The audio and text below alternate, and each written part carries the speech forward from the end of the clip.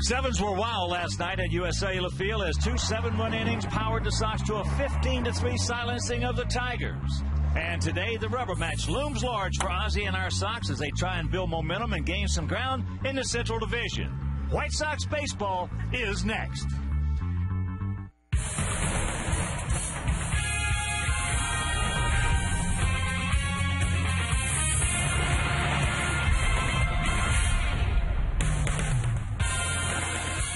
We are coming to you from U.S. Cellular Field, where this afternoon, Comcast Sportsnet presents White Sox baseball. It's Paul Canario, Alex Rios, Carlos Quentin, and the Sox as they get set to butt heads with Max Ordonez, Miguel Cabrera, and the Detroit Tigers. Hi, everybody, and welcome. With C-Stone, I'm Ken Harrelson as we get set to bring you the finale of this 3-game set, and it will be the rubber match. Tigers took the opener 7-2, but Gavin Floyd really pitched well in that game, going 6 innings, giving up just 1 run. Then yesterday, our stopper, our ace, thank goodness for Freddie Garcia. He goes 7 innings yesterday, picks up his 6th victory against just 3 losses. And we won that ball game 15-3. It was really good to see a lot of runs go up on that board. But what we're trying to do today is win 2 in a row for the first time in a long time with Johnny Danks. John Danks going to the mound, and he's had a tough time lately, although he hasn't had a lot of offensive support. He's 4-5 this year. His ERA is .360. That part of it's pretty good. But he's got to get that changeup down, and hopefully he can establish the cutter early. If he does that, he should be in good shape against a team with a lot of right-handed power.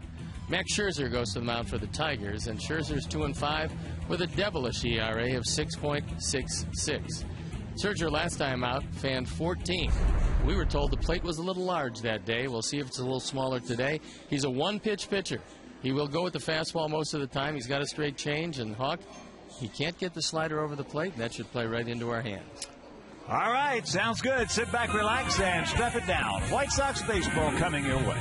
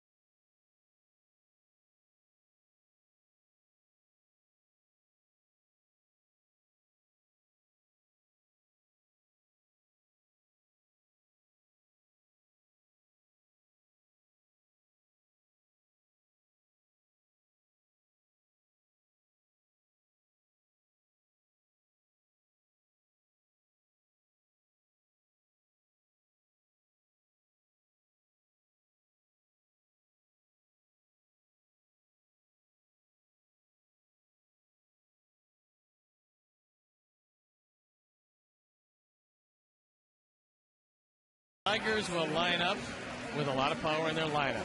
Jackson leading off, then Damon, Rayburn, Cabrera, who's been silent except for a home run in this series, Bosch, Guillen, Inge, Laird catching, and Danny Worth at shortstop hitting 9th.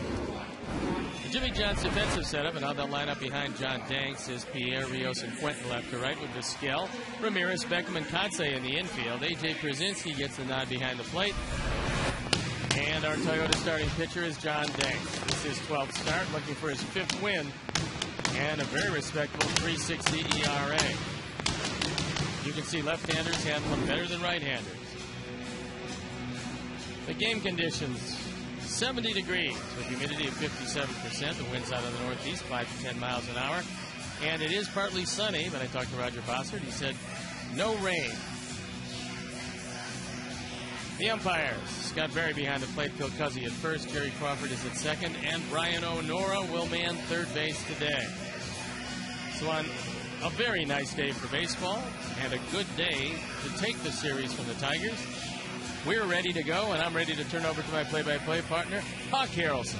All right, Stone Pony, thank you. And once again, good afternoon, everyone, and welcome to White Sox baseball right here over Comcast Sportsnet. So happy you could join us for the conclusion of this homestand and this series. Austin Jackson gets set to lead it off. 25-year-old rookie center fielder comes in hitting at .316 with a homer. He's driven in 14. We're going to wait now. For what, I don't know. AJ. Oh, I think they're telling 107. AJ that it's 107. AJ's saying, hey, it's 105, let's go. Well, you know, if there's going to be somebody in the middle of it, it's going to be AJ. No doubt. So Johnny Danks will just stand there, let clock hits 107. But this is the 4th meeting of the year between these two clubs. In the first 3 games, Sox have won 2 of them. We had a 2-game series over at Comerica Park. One of them got rained out, and we won the other, obviously. So as I mentioned earlier in the opening, Tigers took the opener 7-2. Scored 6 runs, 6 big tallies in the 7th inning. But now it's hit 07, and we're ready. First pitch of the ball game is taken for a strike. Austin Jackson 1 for 9 in the series. Outfield around to the right, gap out there in left center, and that's off the corner. Tigers come in hitting at .270 as a club with a 4.26 ERA. Pretty good idea to keep Jackson off base. He's got very good speed. This is not a particularly fast Detroit ball club. They've only swiped 23 bases, been caught 7 times, and has yet to run in the series. And that change up down low. So the count 2-2.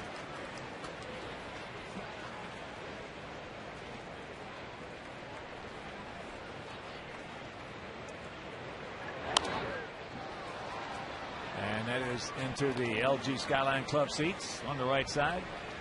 And here at beautiful US Cellular Field, 330 down the left field line, 335 down the right field line, 375 in the gaps, and 400 straightaway center.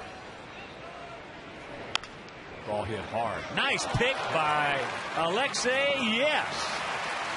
Boy, there's a major league play right there.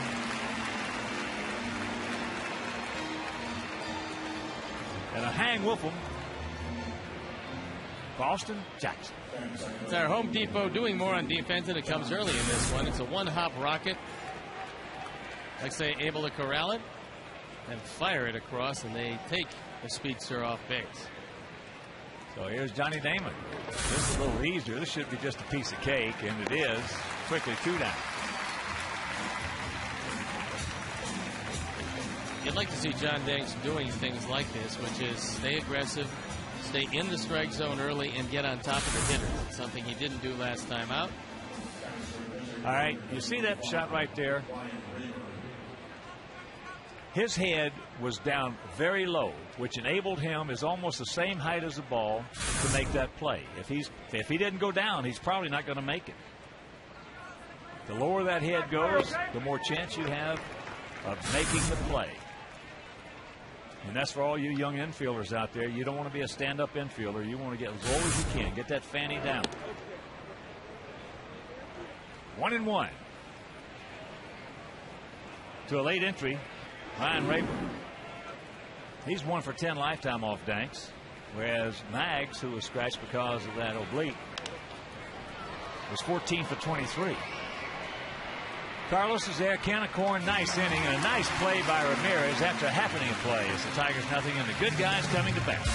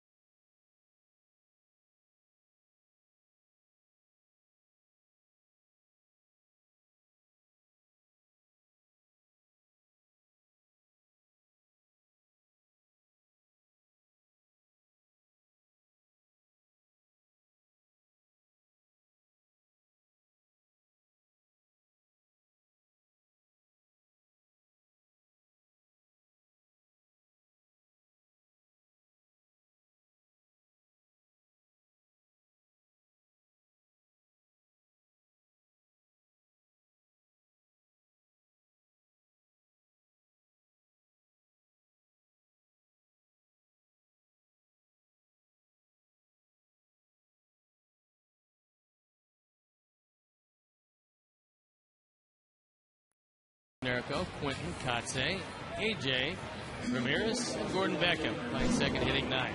Jimmy John's defensive staff around the lineup behind Scherzer. Damon Jackson and Bosch left to right with Ingeworth, Guillen, and Cabrera. Laird behind the plate, and the Toyota starting pitcher, Max Scherzer, who's really struggled this year, especially in his last 5 starts. He has over a 10-point ERA.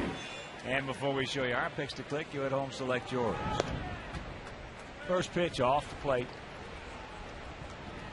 Juan Pierre hitting at 257. No homers. He's driven in 7. There's the strike. Juan 3 for 9 in this series.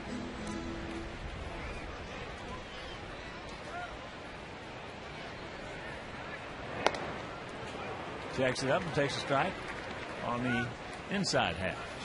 Scherzer's going to be fastball straight change. He will really struggle with that slider.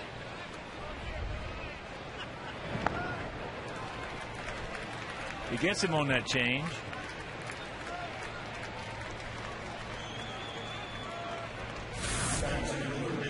Former #1 draft choice of the Arizona Diamondbacks has a pretty good straight change. Juan Pierre, who has not seen him until this at bat. Actually, he had. Here's Vizquel. Omar hitting at 250. He's 3 for 9 in this series with 3 RBIs. He now stands alone in 55th place all time in the hit category. Moved ahead of Lou Gehrig. That's right. The same.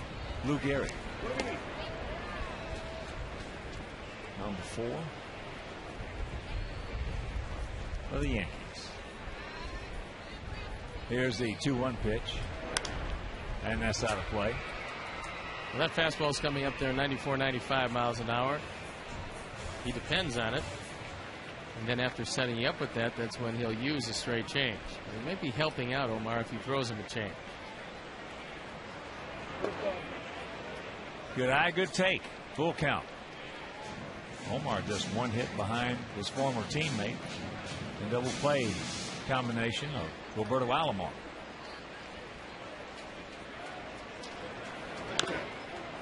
And there's a chopper foul. Number 3 will make that play, Harold Bain.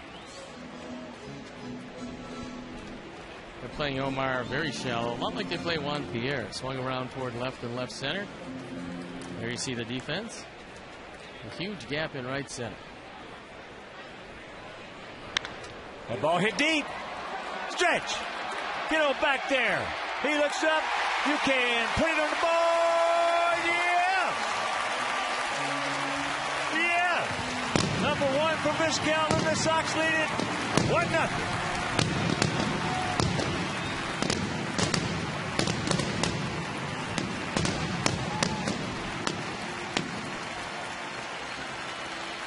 been a while since Omar's hit a home run. He came very close last night. It's our fourth home run replay. It's another low fastball. This is one of the reasons why Scherzer's been getting hit as hard as he's been. He will throw probably 85% fastballs. First pitch strike at 94. Alex Rios hitting at 315, 12 homers. He's driven in 29. And that's fouled back. That's the 10th home run that Scherzer has thrown. They sent him down to the minor leagues after a bit of a rocky start. Since coming back, it hasn't been a whole lot better. He did not go. Well, when you're having trouble getting the breaking ball over, chances are you better be pinpoint with your control. Jim Leland said it when he said that if Scherzer doesn't get command of that slider, he's not going to have a lot of luck up here. As he gets him on the change. So 2 down, and you at home can now be a part of our Picks to Click segment for each game. Just tune into the Felco pregame live each game to see Ozzy's lineup, then make your selection on who you think should be the pick to click. And today, White Sox fans voted for A.J. Pierzynski. Now, Jim Angio, our director of the tour, going with Gordon Beckham.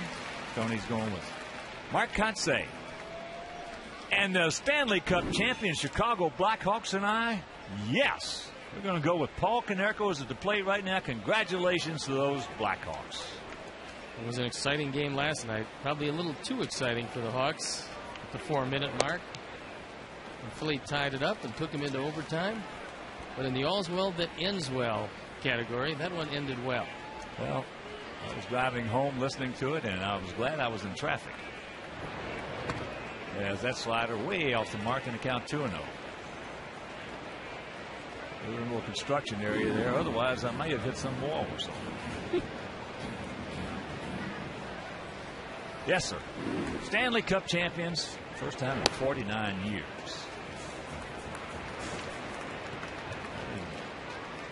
I realized that the Rangers were the other team that had gone longer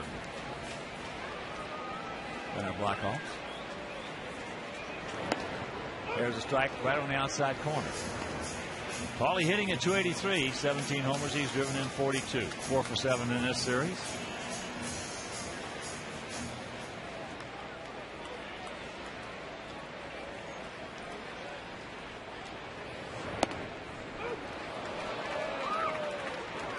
And a full count.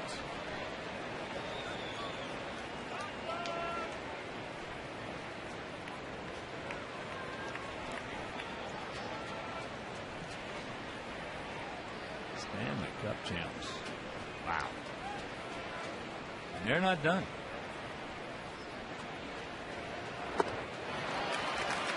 Gets him with a changeup. Strikes out the side.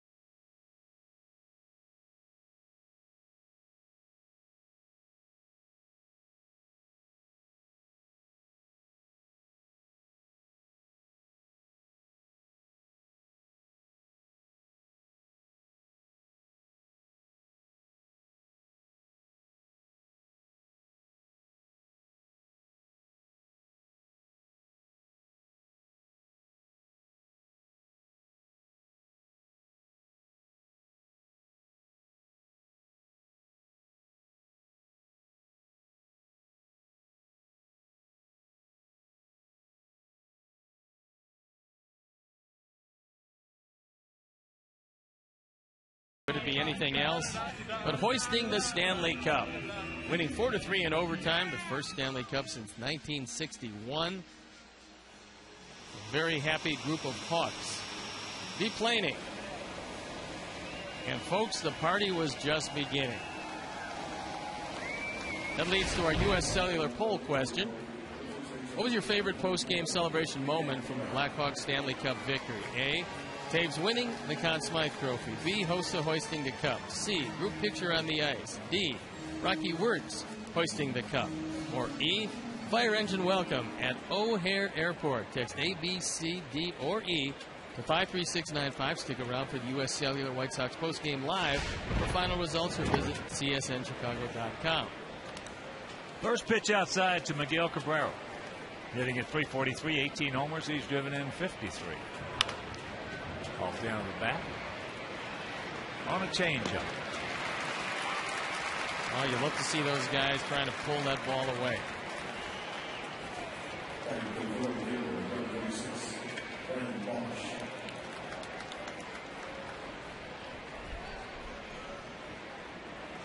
So here's Brennan Bosch, 25-year-old rookie, hitting at .348, 7 homers and 29 driven home.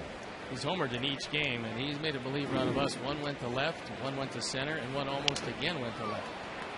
Just ate him up right there. Alexei making the call. He's got the ball. 2 down.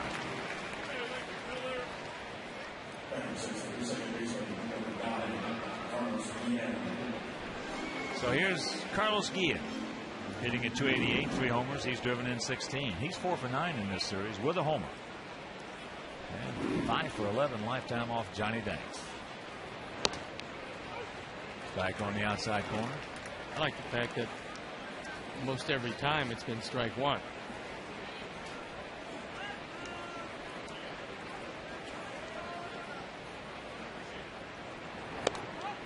And that just does miss.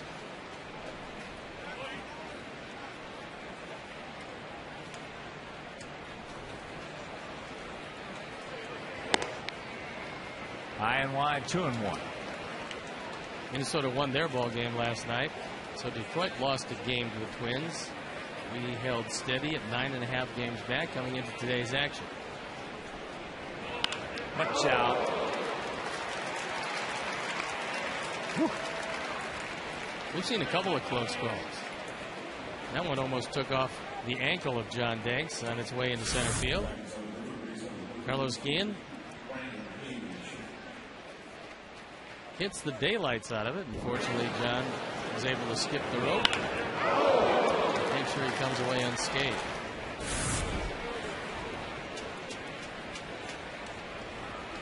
So here is Brandon Inge.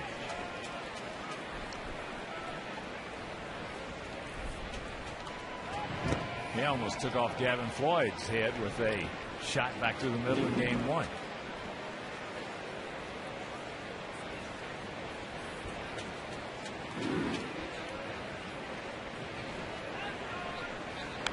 Well, that back and the big White Sox shot out.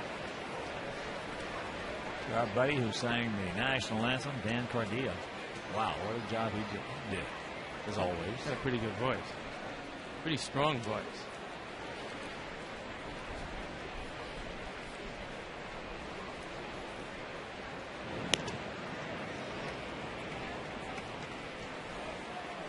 One nothing good, guys, here in the top of the second inning.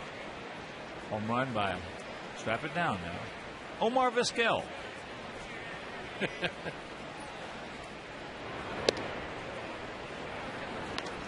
As unusual as that was, he hit the top of the wall last night in left field.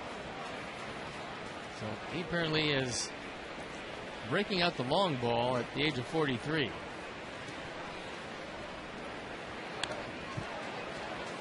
Two and two.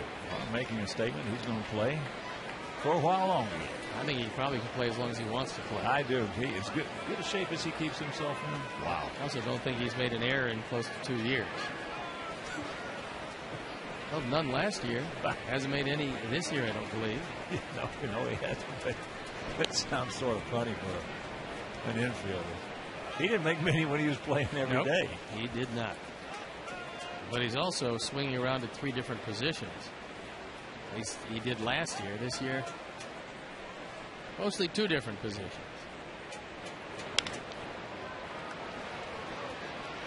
Knew he had to get it, and he gets it. So nice play. Meanwhile, after an inning and a half, 1-0 White Sox.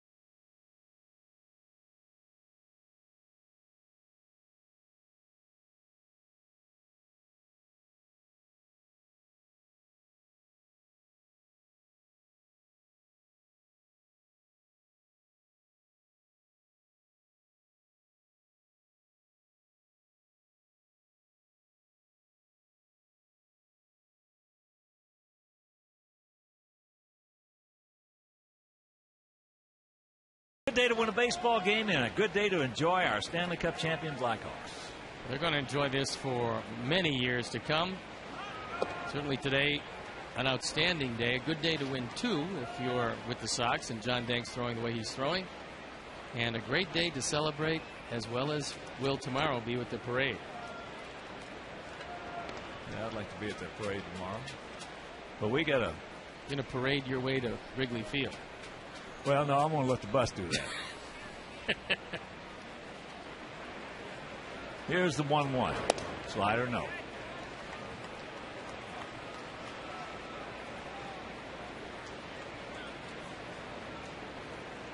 Carlos hitting at 210, 7 homers, but he's driven in 32. That ball hit hard, deep, stretch. Kern. Austin going back.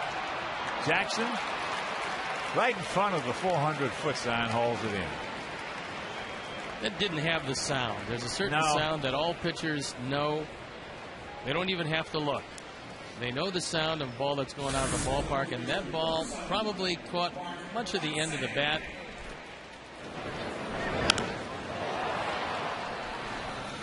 Carlos is running hard, thinking if it doesn't get over his head, at least I'm going to get 3 out of it. Patsy fouls it off. Mark at 206, 6 homers, 15 driven in. Mark's getting an opportunity to play a little more because he's swinging the bat a whole lot better. Well, he accounted for both our runs in that first game with a 2-run homer, and that's out number 2 here. So here's AJ.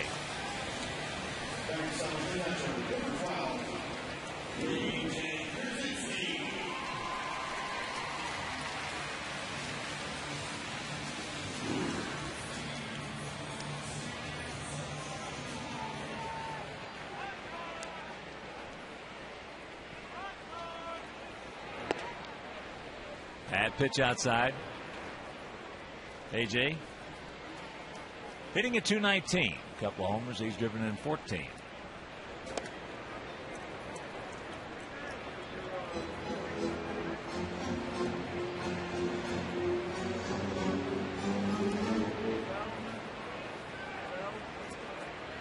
Outfield slightly to the right. And that's foul back, and you can support your White Sox by becoming a season ticket holder. Now, the Sox Aussie plan features 13 games, including Cubs Series tickets, leaving the rest up to you. Prices vary depending on selected seat category and game choices. So for details, visit whitesox.com or call 312-674-1000. Scherzer right where he should be. Makes the play. 1-2-3 inning. We'll go to the third, leading 1-0.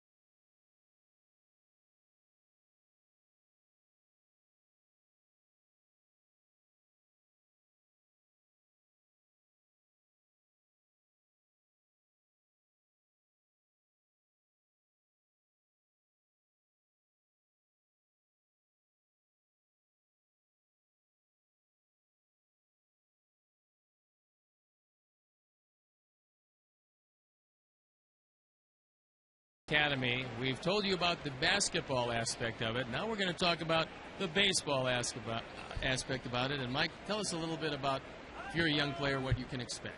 Well, what you're going to get are instructors that are working with the Sox coaches. We do summer camps throughout the Metroplex, and we're going to bring the basic fundamentals of pitching and hitting throughout the Chicagoland community. I know you guys have not only lengthy camps, but you have a certain amount of camps all over the city. Where can you go to some of these places? Well, really, you just go to the website, www.bullsoxacademy.com, or call 630-PLAY-BALL. And more than likely, we're going to have a week-long summer camp, if not in your community, very close. But as you said, we do have a select number of specialty camps, Sox players camps, or some camps that we hold actually here at the ballpark. Okay, so let's say you're online and you need to get in touch with you via computer. What do you do then? Well, there's several drop-downs for the summer camps under baseball, and you're going to be able to click on your community or look for an instructor. I'm on there as well. Just drop me a line and say this is what you're looking for, and I know we can help you. Well, if you want to learn baseball from the best and you want to get a good foundation for your career, this is the man and this is the place to be. So, Mike, thank you very much. Oh, we thank enjoyed you, it, and Steve. good luck to you. Great seeing you. Thank you.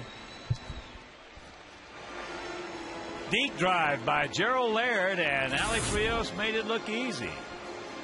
Nice to see you, Mikey. Okay, buddy. So one out here in the top of the third. 1-0 White Sox. Home run by Omar Vizquel.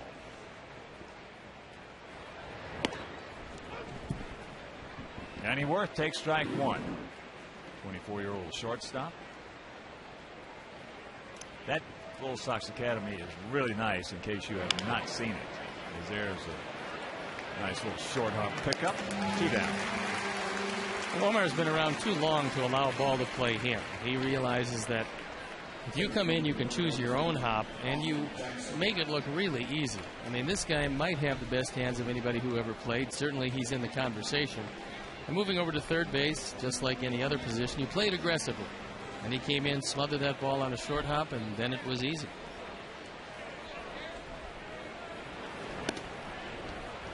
That's high and wide. Austin Jackson, who hit a rocket, a short hopper to Alexei. He made a beautiful play to get it.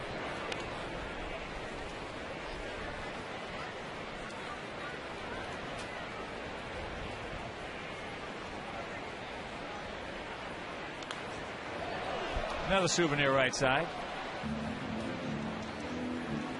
John has had a good release point and a good motion for a straight change today, and that's really the secret.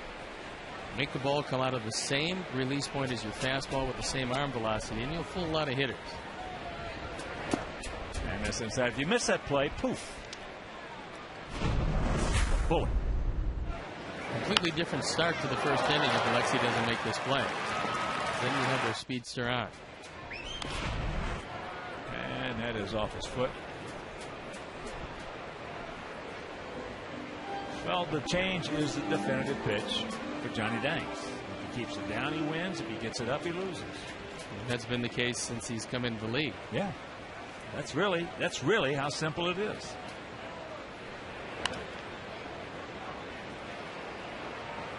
Well, with John also is he's got a good cutter. Occasionally, he'll leave it out over the plate. And that pitch is designed to look like a fastball on the inside corner. By the time a hitter swings at it, it's moved 4 or 5 inches inside, and he can't do anything with it.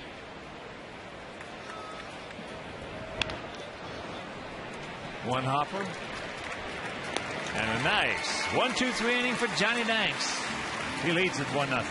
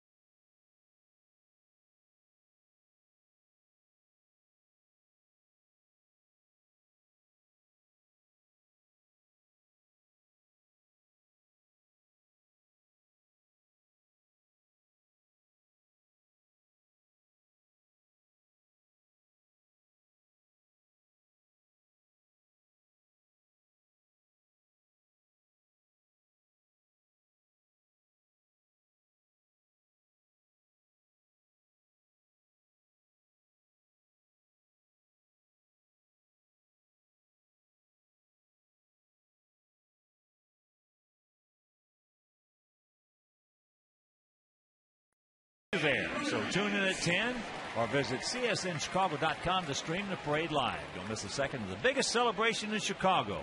Our Stanley Cup champions. That's tomorrow at 10 a.m. on Comcast Sportsnet and csnchicago.com. Yes. It'll be an exciting day. Oh, it's been just an awesome year, as that's a little number out in front of the mound. So one pitch, one out here in the bottom of the third. And they're not done yet. It looked like the first slider that Scherzer has gotten anybody to swing at because he got it close to the plate.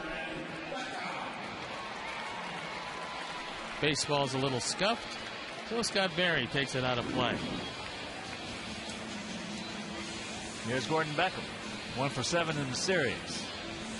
Yeah, they have been exciting all season long.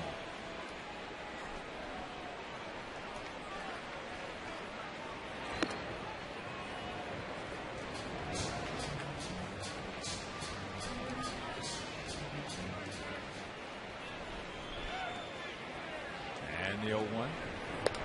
That's outside. One Pierre on deck. There is no secret that the Tigers have had a lot of concerns about the bottom part of their starting rotation after Verlander. That ball in the center field, hit deep, but not deep enough. Austin Jackson is there. 2 down. The guy we saw last night is supposed to be their number 2, and that's Rick Porcello, coming off his 14-win year, but he didn't look too good, and he's having some trouble getting pitches down. And then it becomes somewhat of a mystery. They've called Scherzer back. He's one of the guys. Bonderman has actually thrown very well for them. If they don't get their rotation straightened out, they cannot make a serious run at Minnesota.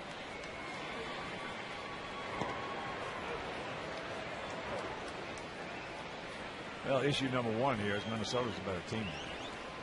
Minnesota's a strong team that makes you beat them. They're not going to beat themselves too often. Very seldom over the years, not just 2K10, over the years, they beat themselves on average fewer than any team in the American League. And there are more games that are lost than that are won. Many more. So you do the math. Those 15-3 games don't come around too often. You see the Sox 9.5 back, Tigers 4.5 back. Worth gets a nice bowling book bounce right there. So that is 8 in a row retired by Scherzer.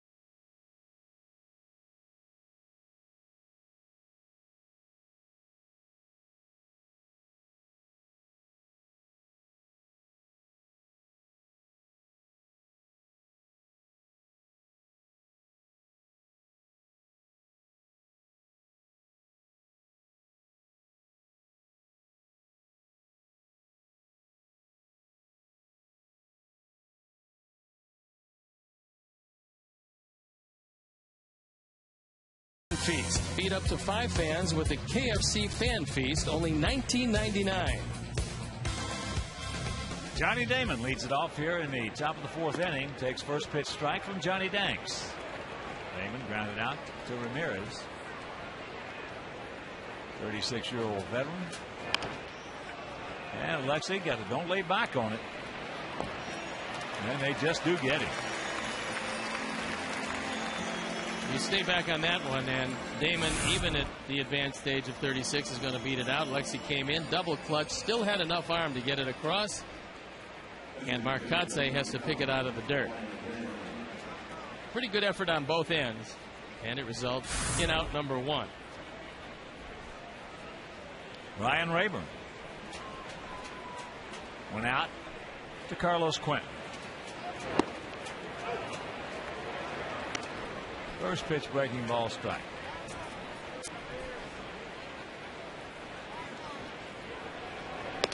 Fastball outside.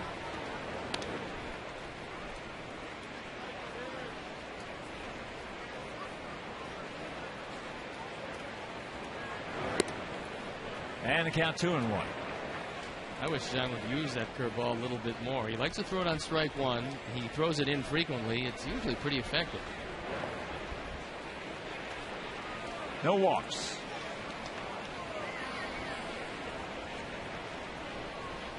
Especially ahead of Cabrera.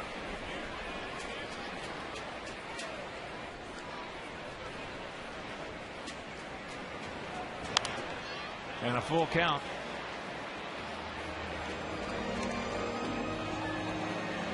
Nice catch by one of the fans in the LG Skyline Club seats.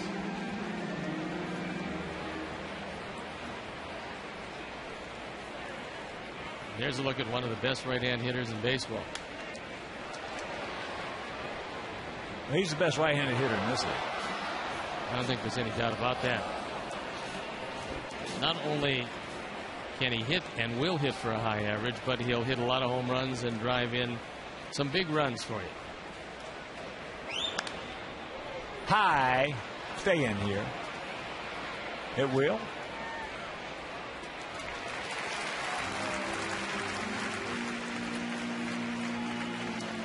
Here's our AT&T trivia question.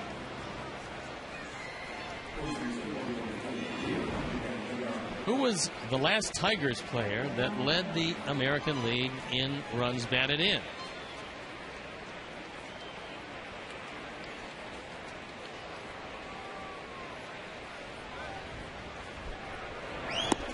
That's downstairs.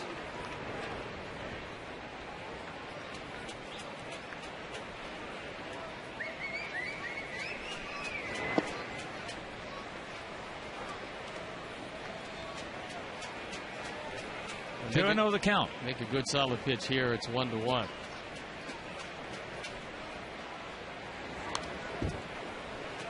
Threw a little cutter in on his hands, and Cabrera could only foul it back. When you get 2-0-3-1 on powerful guys like this, you better go right at their hands, right underneath their hands. The same thing again. You get it out over the plate on 2-0-3-1, and you are in jeopardy. Physically and score-wise. See where AJ wants it. He wants it inside. John gets it there. They're just coming right at him now. So it's a full count. He's going to throw in this changeup right here and hopefully keep it down. If he keeps it down, it's probably a strikeout.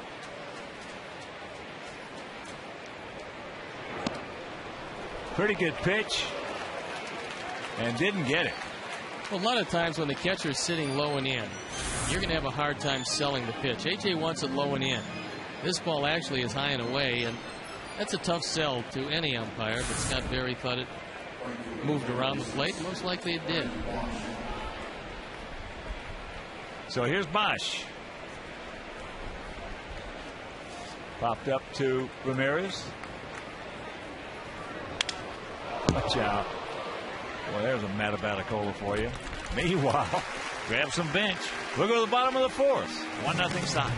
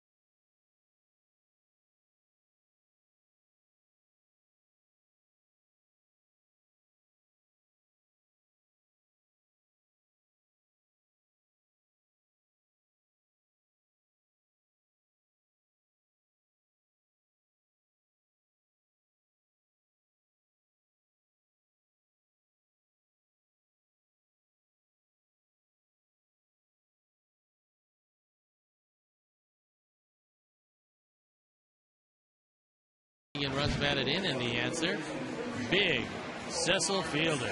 124 in 1992. His son Prince has taken over the mantle of the resident power hitter on the team, and he's with the Brewers, and there's some speculation that he might not be with them throughout this season. Here's the difference in the ball game so far. Omar Vizquel with his first home run in a White Sox uniform.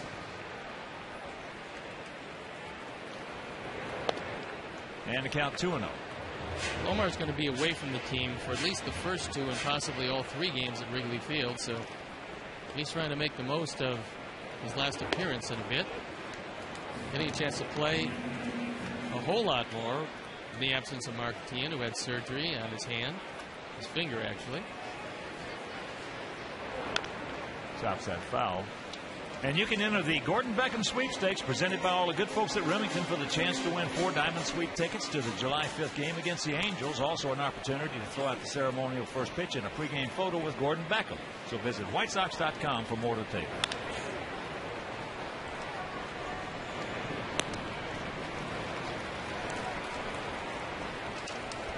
That's out number 1. That home run in the first inning was his 79th career.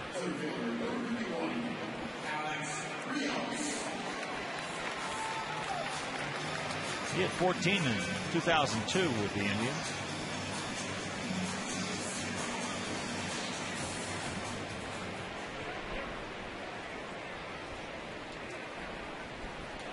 Here's Alex, struck out on a good changeup.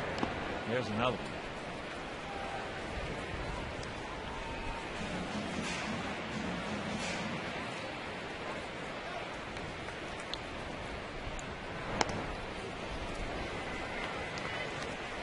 Fastball in a perfect spot, 95.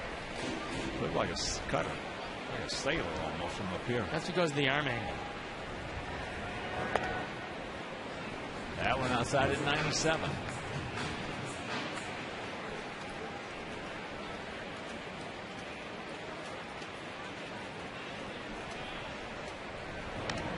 Just got a piece of it. We'll take a look at what Alex Rios has done in the last 18 games, putting up some big numbers, and that doesn't even begin to count all of the line drives he's hit at people. He's crushed the ball.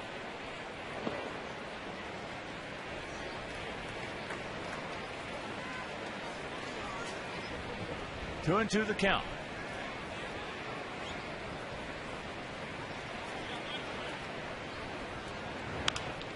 And that's popped up right side.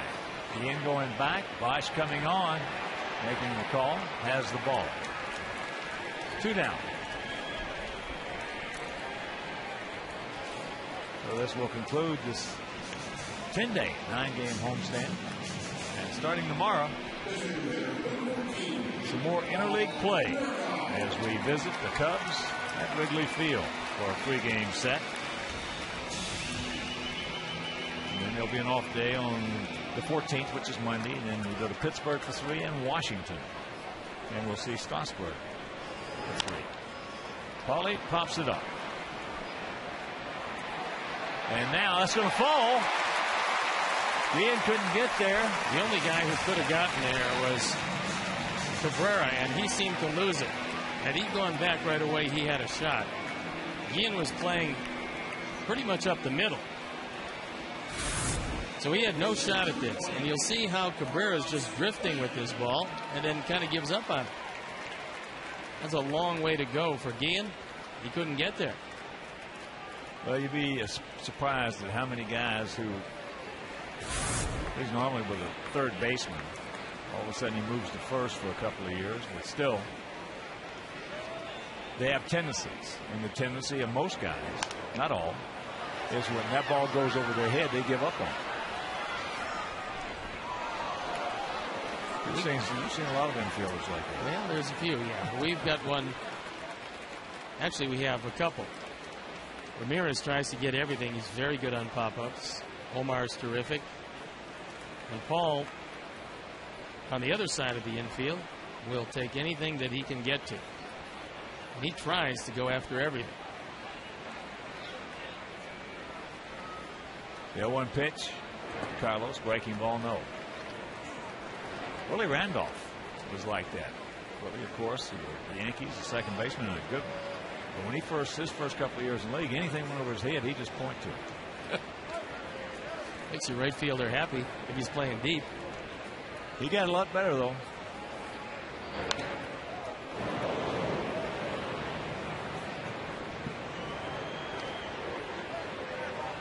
Two out, 1-2 the count.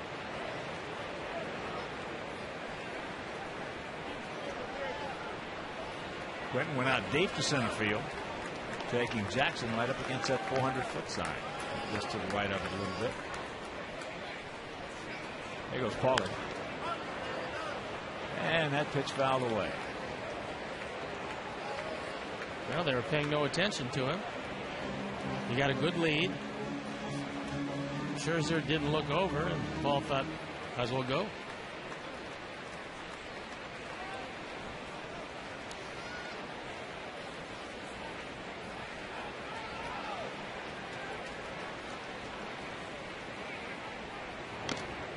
As he gets him, that's the fourth strikeout for Scherzer. We'll go to the fifth, leading 1-0.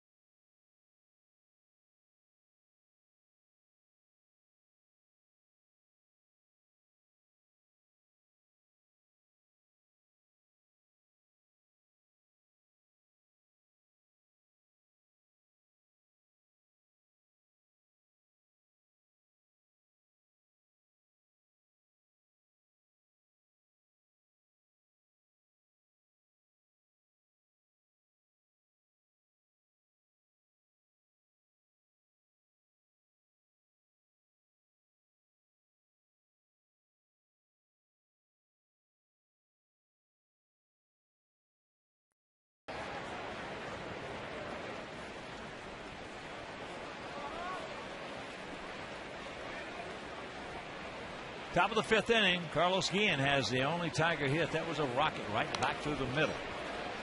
Almost nailed Johnny Danks. Well, this is more like the John Danks that we saw early in the season when he was just buzzing his way through lineup after lineup.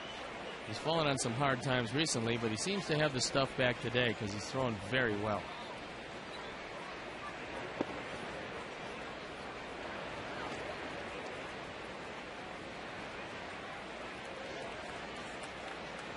One thing he's doing a little different than he has been in the last 2 or 3 starts. As there's a chopper, and it's foul. He's staying closed a little more. Last 2 or 3 starts, he's been coming open, flying open. Well, he's not a fireballer, so he can actually close off some and get a little more movement on his fastball. When a fireballer does that, he winds up with arm problems. And as you can see, the first 9 starts, he was absolutely brilliant, was just getting no offensive support. The last 2 starts have been fairly disastrous, but everybody goes through periods like that. It's how you come out the other end. And today, John Danks has everything pretty much together.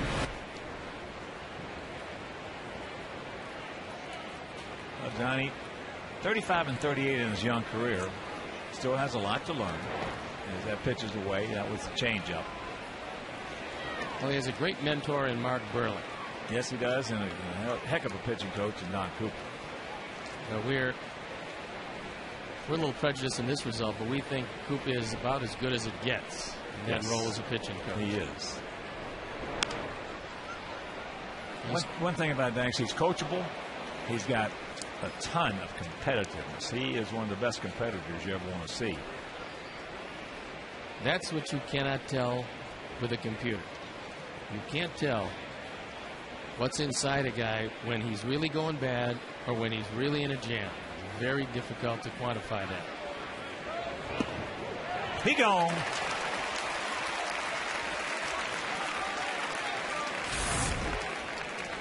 CAJ wants it inside, and John gets it right there.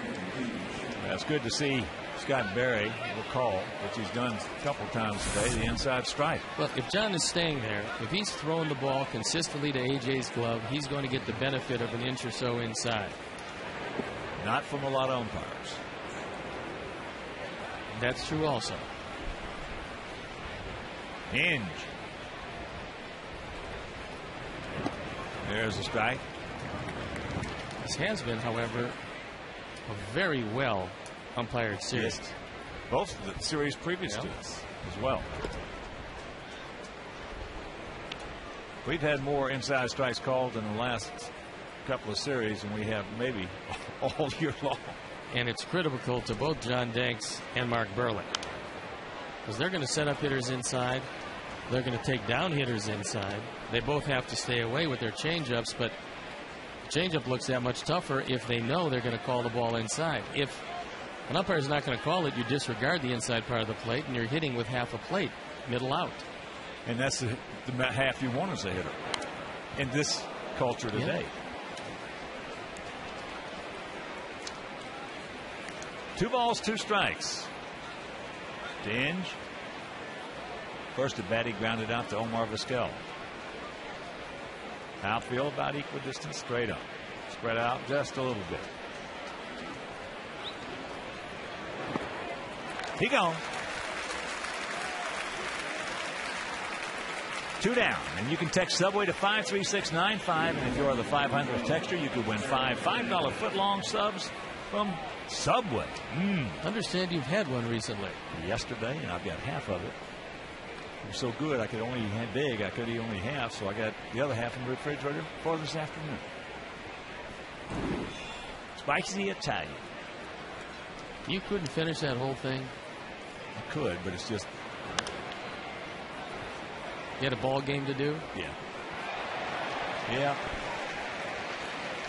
It was delicious.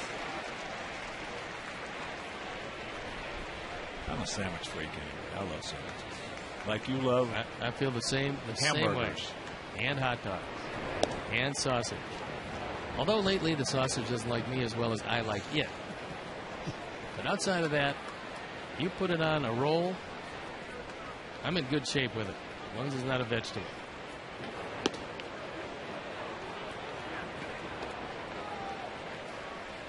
I tell you, always had the bad sausage with that reliever. It used to be when the Angels went to the D-Rays. The Rays. Wheeler? No. He was with the Angels. He was their closer for a long time. Troy Percival? Percival. He always looked like he had a bad sausage when he was out on that mound. He just looked in at that catcher, man, my stomach's killing me. Because that's outside and the count goes full. For a long time, Troy Percival had a great arm. Whew. But he didn't bring it with him to Tampa Bay. By the time he got there, it was kind of the end of the road. Danny Worth in the on-deck circle. And 2 out in the payoff pitch. Laird hit one hard to center field. Bales went back and made the play. So we've talked about the problem with production with the catchers. Both Avila and Laird combined have 9 runs batted in this year. He gone. So he strikes out the side. And we're halfway home, and we lead it 1-0.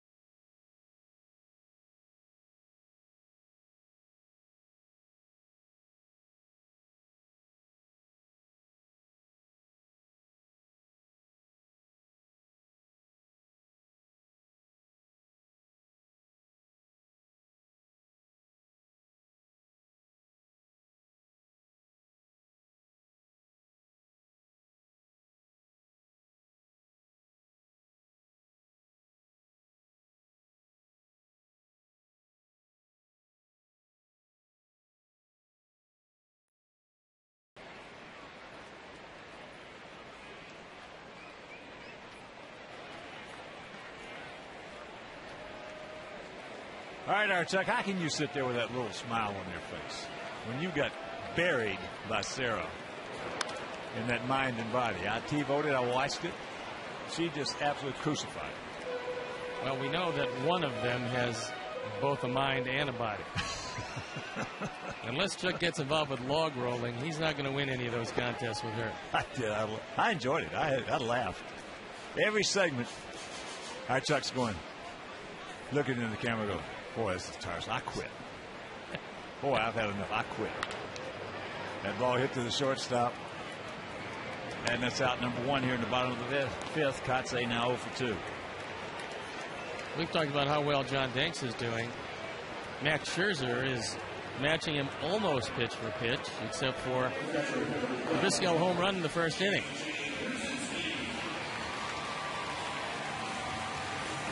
So here's A.J. He grounded out 3-1.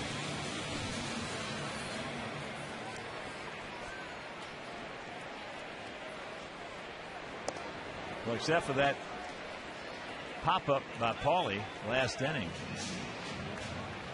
he retired 10 in a row until that pop-up.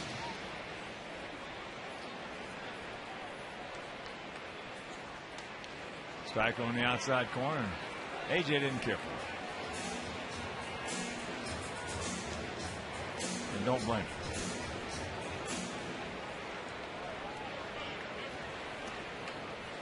Here's the 0-2.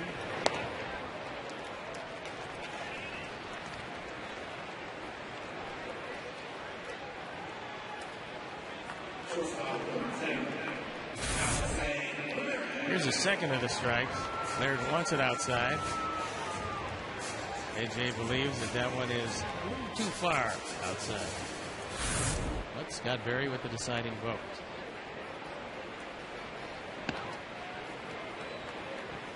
Alexei hit a little number on the slider. Those are some pretty impressive numbers so far for Scherzer. And if he does indeed come around, it's going to give this Tiger rotation a big lift. And there's the difference maker, that one pitch.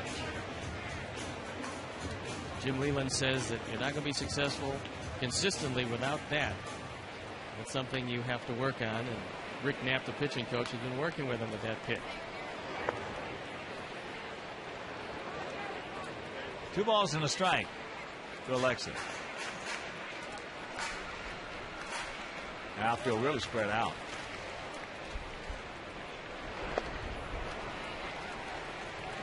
Another slider, and the count evens at 2.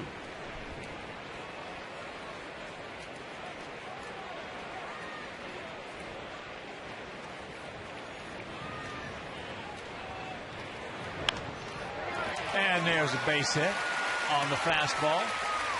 Just flips it out there, shoves it into right field. Well, take a listen to the sound of the ball off the bat of a couple of different of our guys. One, Vizquel, listen to the sound of this. That ball goes out of the park.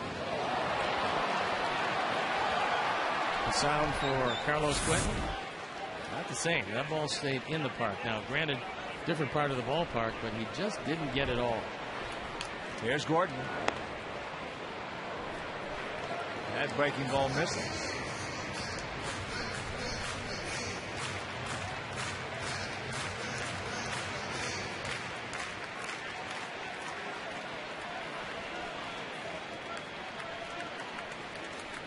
Long set by Scherzer. There goes Alexei. Laird, throw, and they get him. And a good quick tag out at second base by Guillen, who straddled the bag and just slapped it on. That'll retire the side, and we'll go to the 6th. It is still 1-0 White Sox.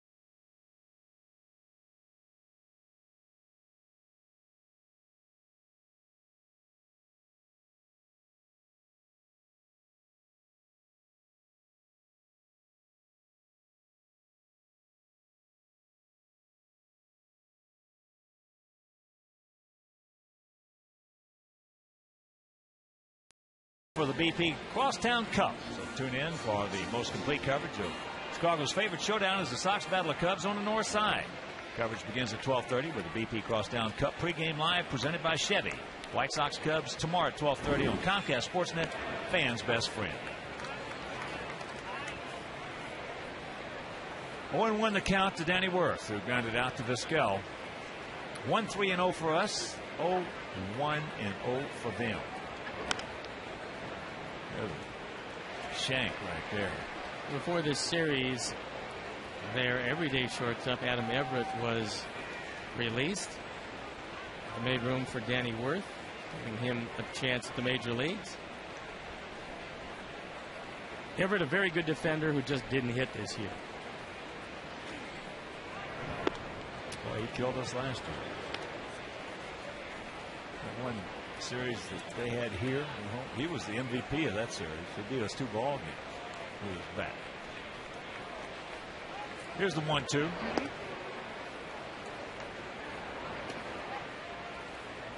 This year, he couldn't get it started. He was always very good defensively, but he said lately it just fallen off the cliff offensively. Full count. I don't want to walk this guy.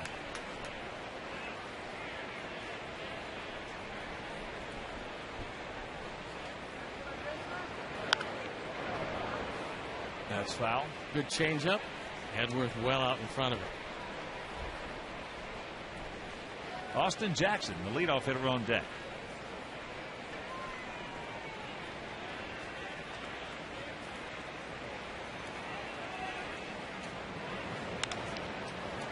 And that's can of corn in the center field.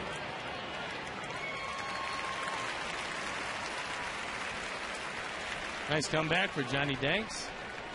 I get to face Jackson with nobody out. This being a 1-run game. This is when your good competitors really thrive on these close ball games. Jackson tries to bunt it. He's 0 for 2 twice. He's gone out to Alexei. He led off the ball game, hitting a screaming Mimi right at him. Alexei stayed right with it and made a beautiful play. He tried a push bunt. That time he was trying to take it right at Gordon Beckham because he knows that John Danks falls off the mound to the third base side. Most left-handers will, and that's why a good push bunt to the right side by a speedy right-hand runner. It's pretty good. Both pitchers very similar. The amount of pitches they've used today.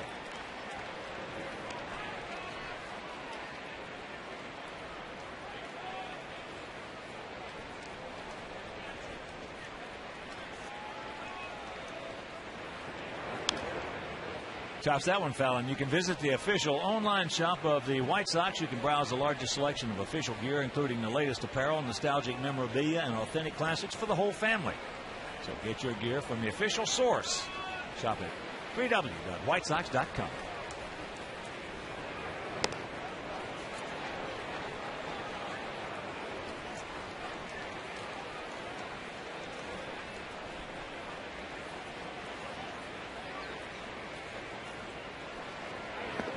He gone. 4 strikeouts for Johnny Danks. He set him up with a high fastball out of the zone. He checked his swing on that one, but then came the straight change. Very difficult for young hitters, and Jackson in his first year to deal with a good straight change, and John has a good one today.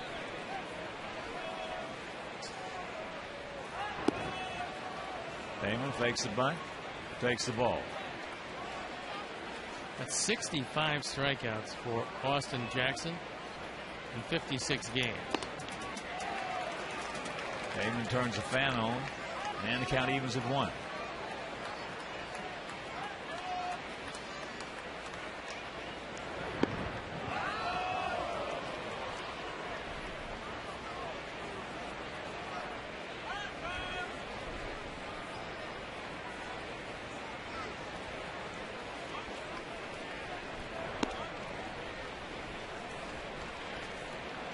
Three balls and a strike.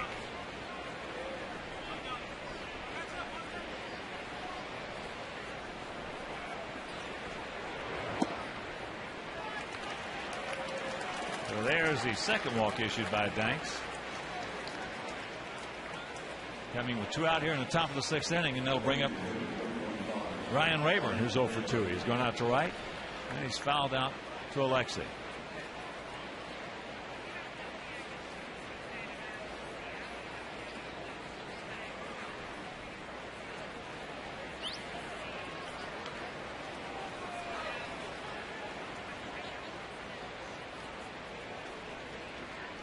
We caught a break in this one because originally Ordonez was in the starting lineup. And then they took him down, still apparently feeling the effects of that oblique problem. And Ordonez has really hurt Danks over the course of his career. Damon 4 for 5 in stolen bases.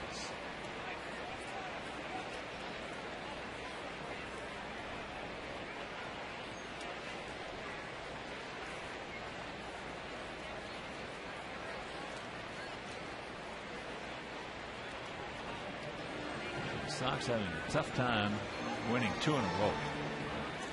Mercer.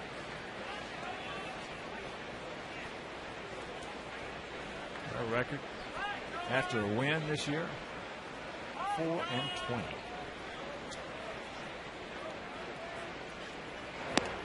There's the strike. That is almost unbelievable. Well, it makes it awfully tough when you contemplate any type of streak. John Danks has good enough stuff to do it today.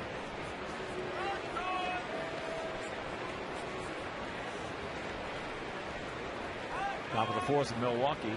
Cubs and Bruku tied at 1.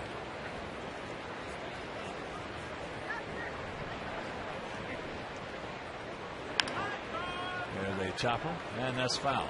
So the count 0-2 to the 29-year-old Ryan Rayburn.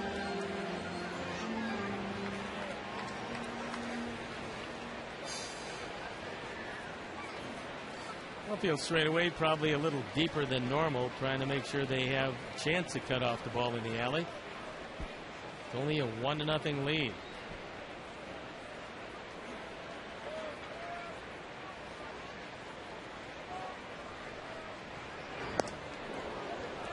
Little high neck in. That was 91 miles an hour on his 91st pitch.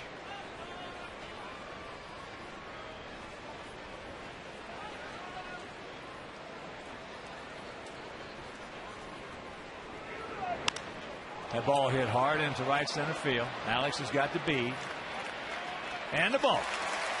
And that'll retire the side. Nothing across. They strand 1. And it is still a 1-0 good guy.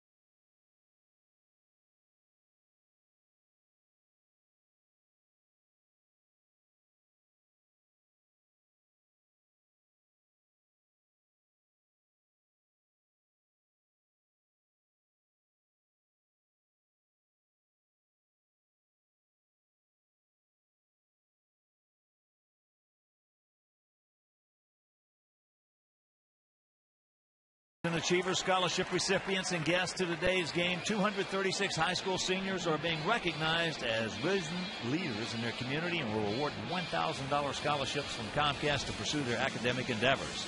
So enjoy the game and congratulations. Comcast, Corno. They do a lot in the community, as do the White Sox. 21 to count to Beckham. Gordon went out deep to center field his first trip.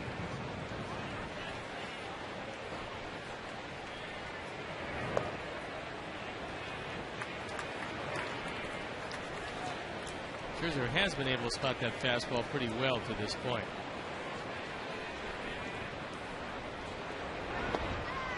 And there's the change.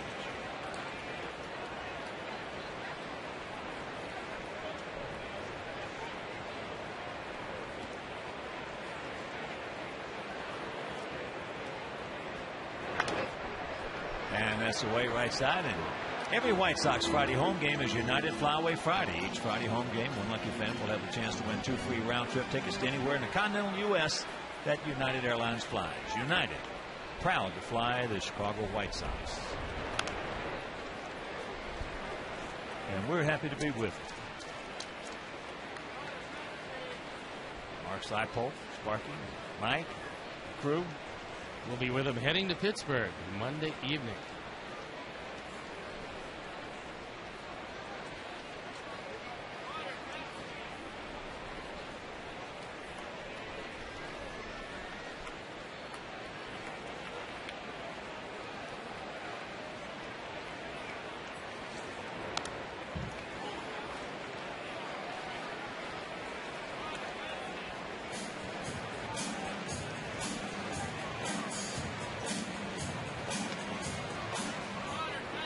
Buddy George Hofsummer, one of our main pilots.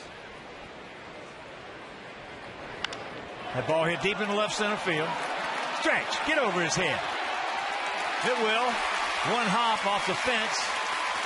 So now Gordon will pull up at second with the leadoff double. That's his 6th two-bagger.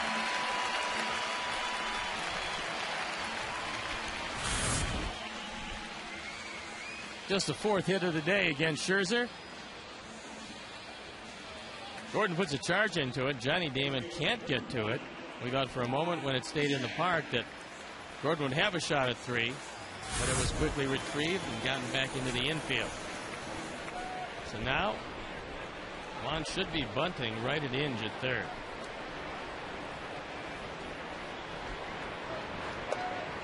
Not on that pitch. Why? Tough to get that bat between your legs.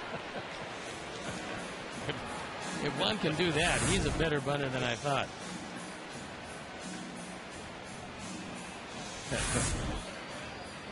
What a no.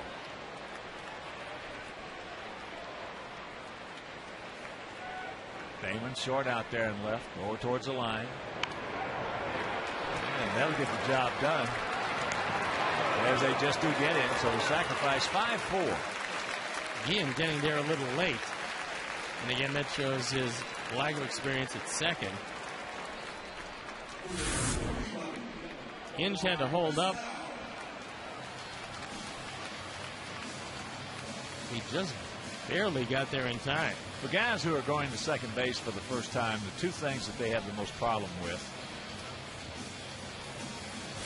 are being a cutoff man in certain situations, number 1, and number 2, on the bunt play.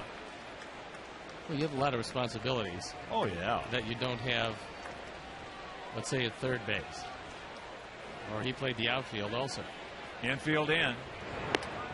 And that 94-mile-an-hour fastball tails away. Omar has homered his first in a White Sox uniform, 79th of his career, and he's grounded to second.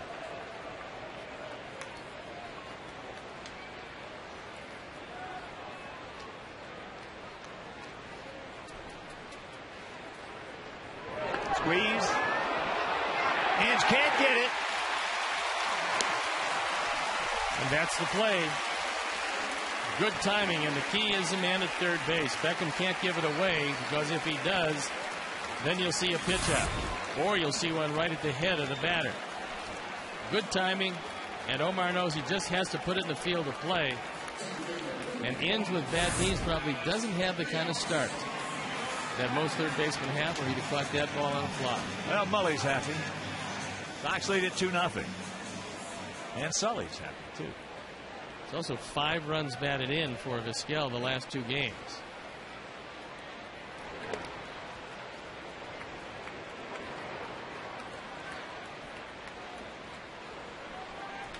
Want to know the count? To Rios. Alex 0 for 2. Last time popped up to right field. Good solid execution inning. A double, sacrifice, suicide squeeze, sacrifice.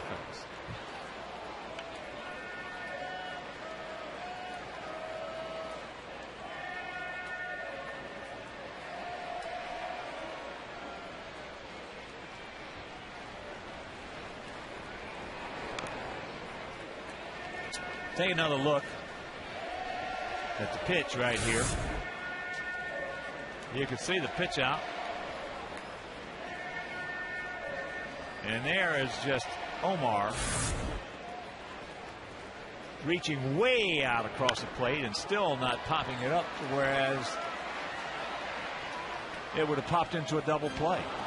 That's a terrific effort by Vizquel. Well, that pitch out should have been much further away. Well, Scherzer, again, he's a youngster. He doesn't know. I don't think they work very much on pitch outs. But Omar's pretty happy.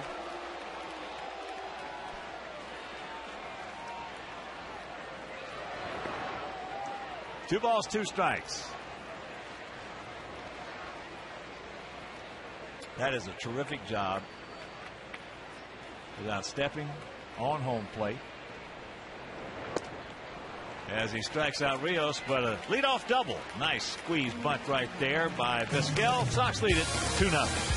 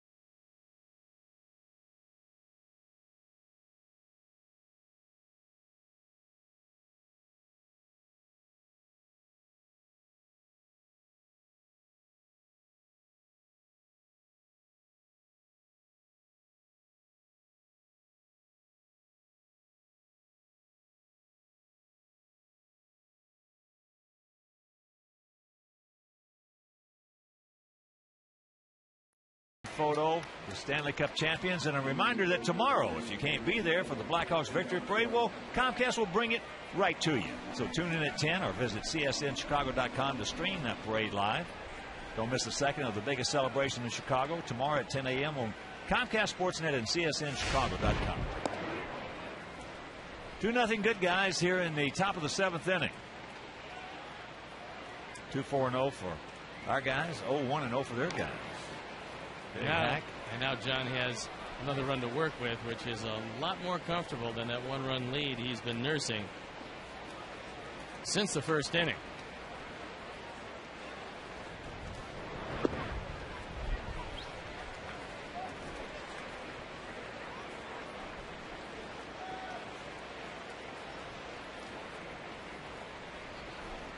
Two 2-1 to Cabrera. Nice motion with the changeup.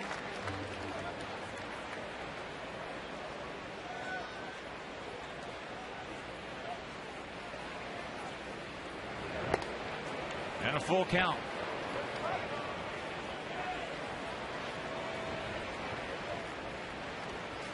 Got Bosch on deck.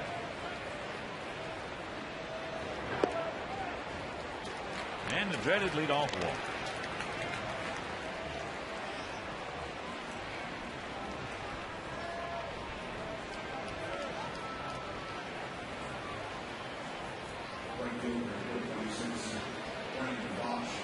So here's Bosch. He's popped to short and grounded to second. Got sawed off. Shattered his back.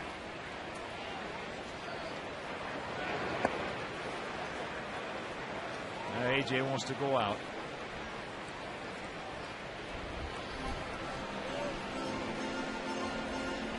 Bosch has walked just 10 times in 137 at bats.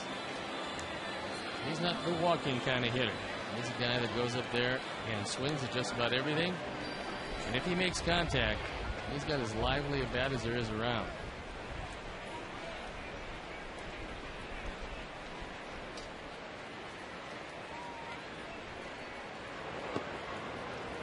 And the count 2-0.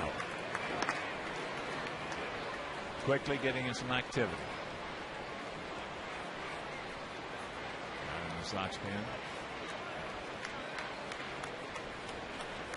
This will be pitch number 101.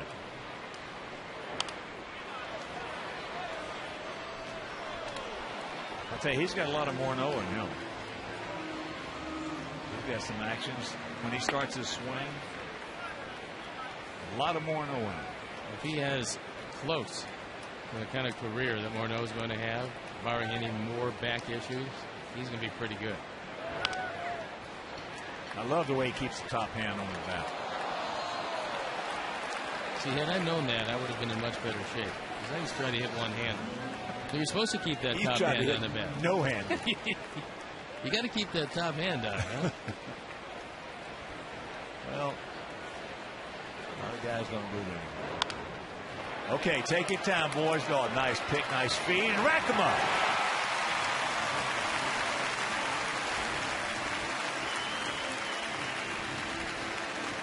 If you're going to backhand this throw to shortstop, you're going to get something on it. See that little flip? Alexei had it in plenty of time.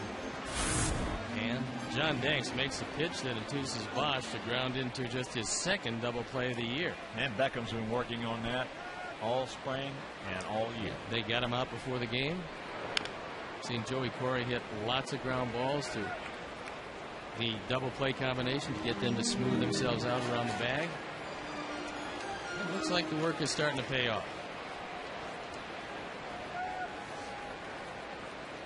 Ian has singled hard back to the middle and struck out. Called out.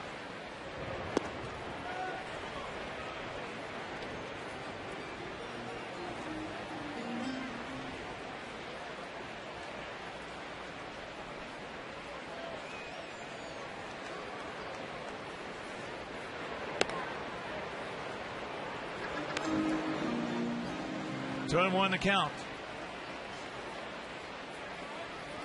Just tuning in, Sox won in the first. Home run by Omar Vizquel. One last inning, a squeeze bunt RBI by Omar Vizquel.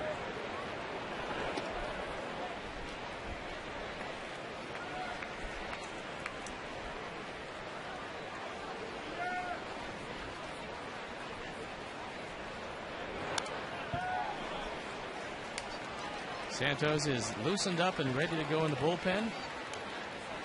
It does not take Serge long to get warm. No.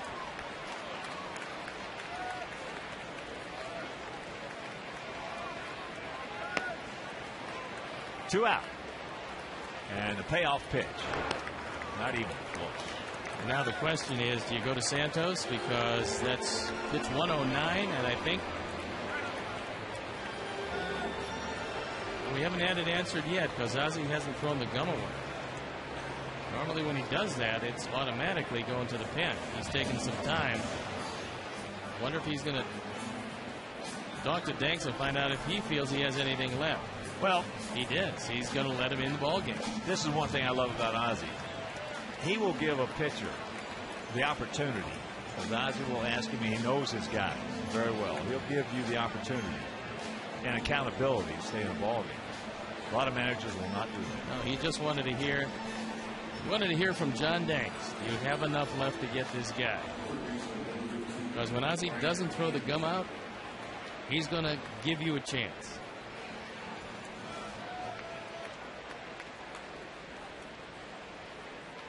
Well, here's Inge, 0 for 2. Cannot check it up.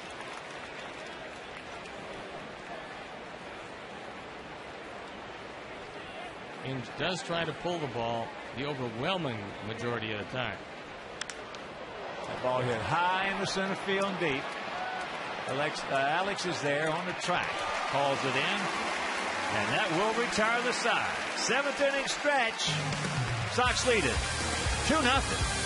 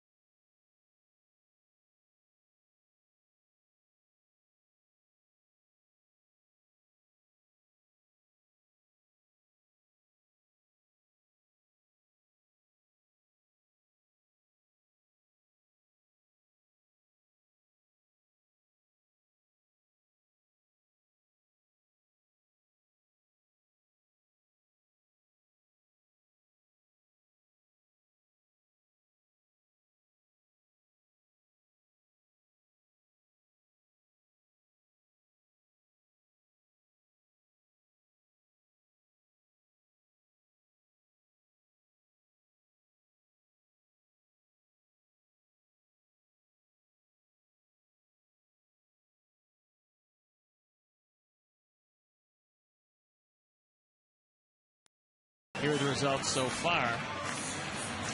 You can see it's the group picture on the ice, which was a beautiful shot. Very close to Marian Hossa hoisting the cup, and you still have time to text A, B, C, D, or E to 53695. So there's still some time to celebrate the Blackhawks Stanley Cup victory by voting, and again, final results will be seen on the U.S. Cellular postgame. 2-0 White Sox here in the bottom of the 7th inning. It'll be Konerko, Quinton, and Kotze. Well pitched and well played game so far. Good execution on the part of the Sox. Pretty good pitch right there. Didn't get it. Well, that play that Alexei made, the very first hit of the ball game, so far has set the tone. Vizquel's been very solid at third. They turned the double play that really helped them out. That was really, to me, the second best, because a nice little pick and a beautiful backhand feed by Beckham.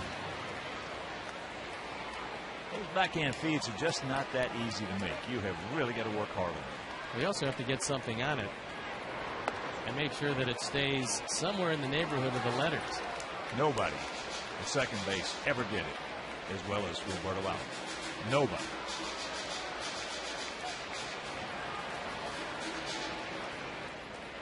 I talked to Omar about that pivot at shortstop and where he wanted the baseball, and he said for the second baseman, he always wanted it on the glove hand side. He said if he got it on the glove hand side, he could write his own footwork. If he had to reach across his body on the throwing side, he said many times the footwork was askew and the runner could get a piece of it. Good pitch by Scherzer. Made a real good pitch on Paulie right there. Just got to tip your cap to him, and that's out number 1. That's why shortstops and second basemen have to work together to get that is a timing and a rhythm play. And if the rhythm is broken, now you flip a coin, so to speak. And Omar said the same thing about playing second base coming across the bag. He wanted on the glove hand side because, again, reaching across your body, you're going to have a hard time turning two. Carlos pops it up right side. Kean calls off Cabrera. 2 down. Well, when you had line drives hit back at you, where did you want to hit? Absolutely the glove side. Now, if you didn't get him on the glove side, there was a very good chance you're not going to get him. I always felt the pitcher should be able to defend himself from the knee up. You were going to get hit from the knee down a lot because it was tough to get down that far and a ball hit that quickly. But on the knee up, you should be able to get the glove up. Well, let's just take a picture that all Sox fans are very familiar with in the area we're talking. Mark Burley, Gold Glove winner last year. Anything this glove side, he's going to get most 99% of the time. Now he's good. He's good to his non-glove side, but he's great to his glove side.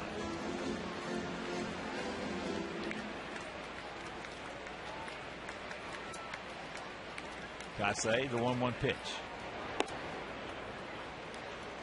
And you would think that was going to be it for Johnny Danks. It went a good solid 7 because Sergio Santos continues to throw in the pen. 100th pitch right here. There's a strike by Max Scherzer.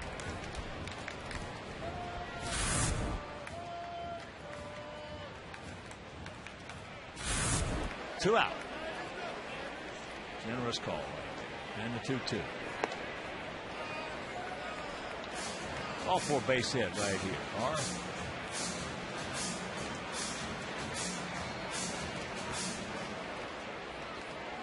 reel him in and light him up.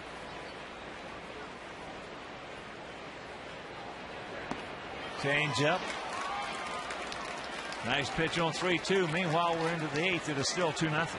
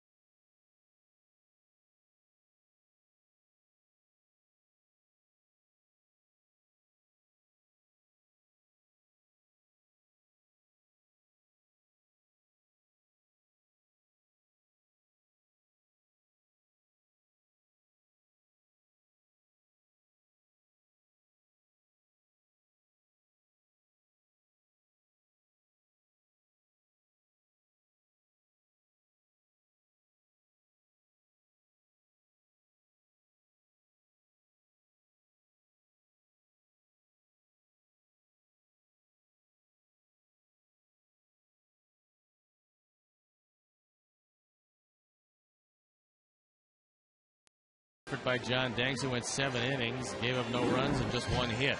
Sergio on for the 23rd time. His ERA 1.80, 5 holds, 24 strikeouts, 10 walks in 20 innings. He's going to face the bottom part of the order, but they're going to take Worth down after Laird hits. It's going to be Laird, Santiago, and then back to the top in Jackson. And hopefully the inning will then end and a chance to add to this 2-0 lead.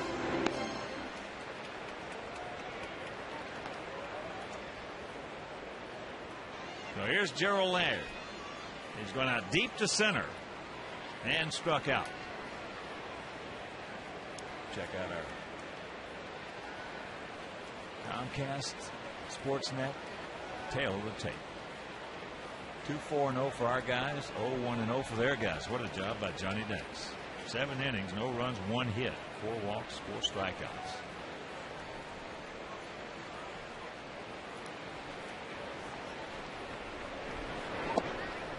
That's ball 1 low and away. The only hit coming by Carlos Guillen back in the 2nd inning.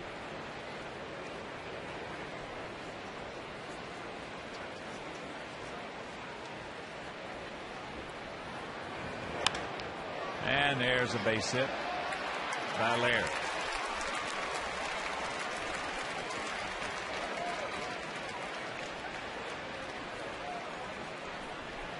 That ball kept slicing away from Alex, who was shading Laird over into right center field, but just not that much.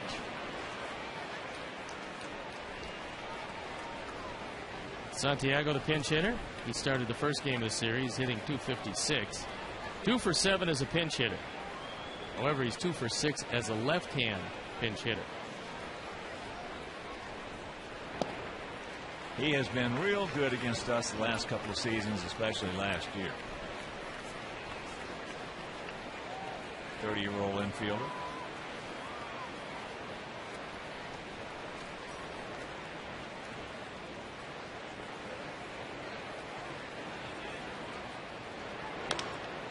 And that's chopped foul, so the count very quickly. No, nothing in 2. 26,004 in the house today. Tomorrow, first of 3 from Wrigley Field.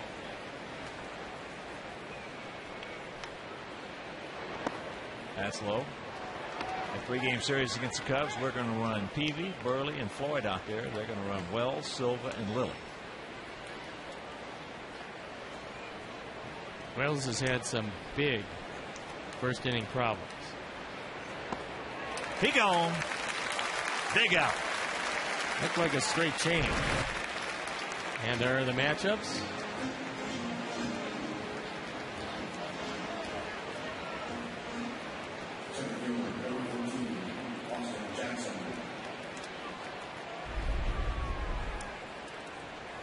So here's Austin Jackson. Twice he has gone out to short, and once he has struck out on a good changeup from Johnny Danks. Breaking ball strike.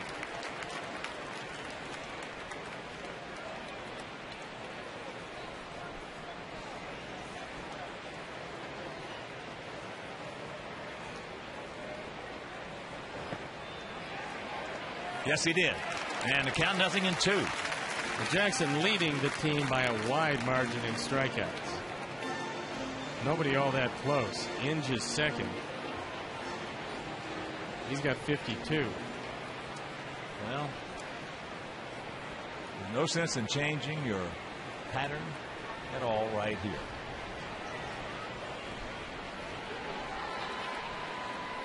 No sense in trying to trick him. Throw him another slider. Another slider wipes him out. Yep. And he has made 4 wild pitches, so a lot of pressure to AJ if that slider is indeed in the dirt.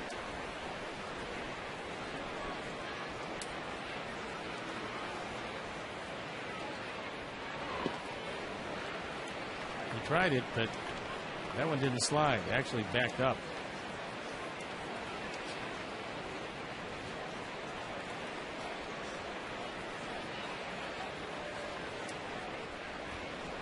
Laird, just a decent lead. Wow, where's that pitch? And Jackson didn't think he could hit it, so he took it. Oh, man.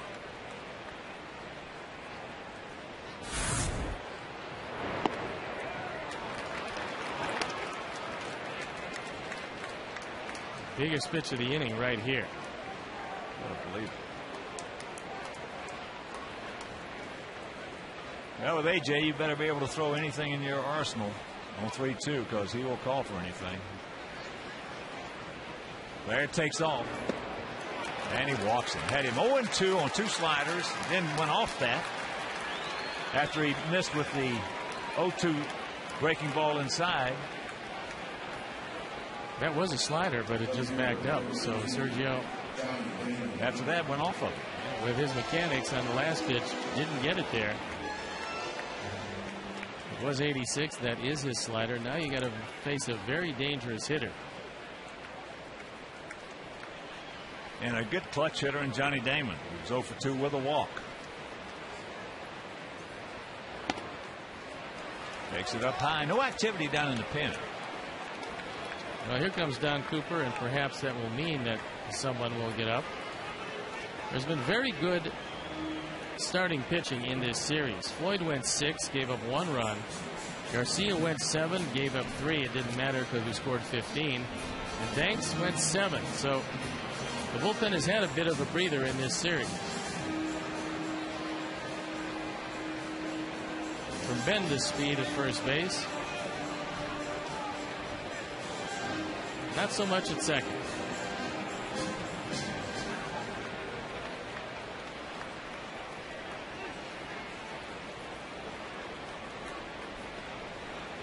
So the 1-0 pitch to Damon.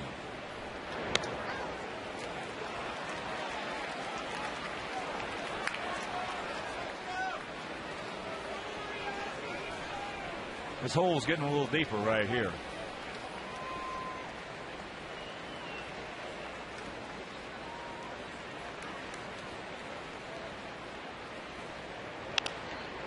And that is chopped foul.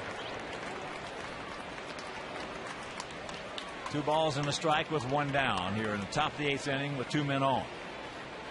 2 runs, 4 hits, no errors for our Sox. No runs, 2 hits, no errors for their Tigers. Johnny Damon doesn't have what you would call one of those pretty left-handed swings. He's just very effective with it. And there's the strike. No, it's not a Rafael Palmeiro swing. Josh Hamilton has one of those swings. Good one. Palmeiro had a great swing.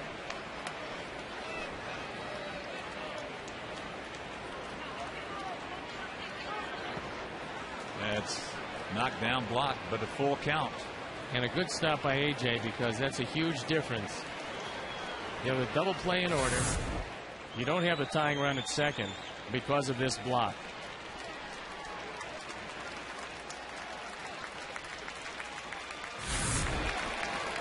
And another huge pitch.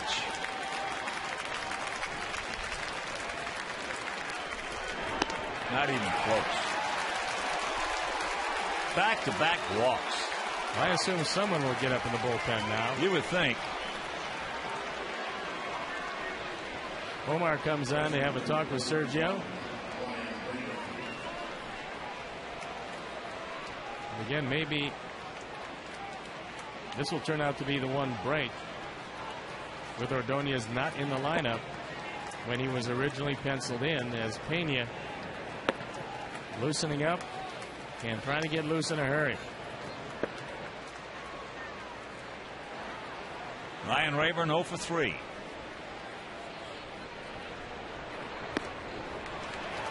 That slider just isn't there today for Sergio.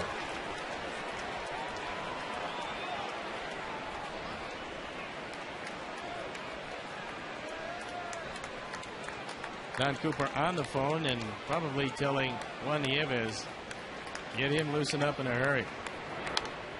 Checks it up, fouls it off. Well, pitch at 98. That's the fastest I've seen Sergio hit right there. So that'll tell you that adrenaline is really flowing in him right now. And sometimes it's good, sometimes, most of the time, it's not.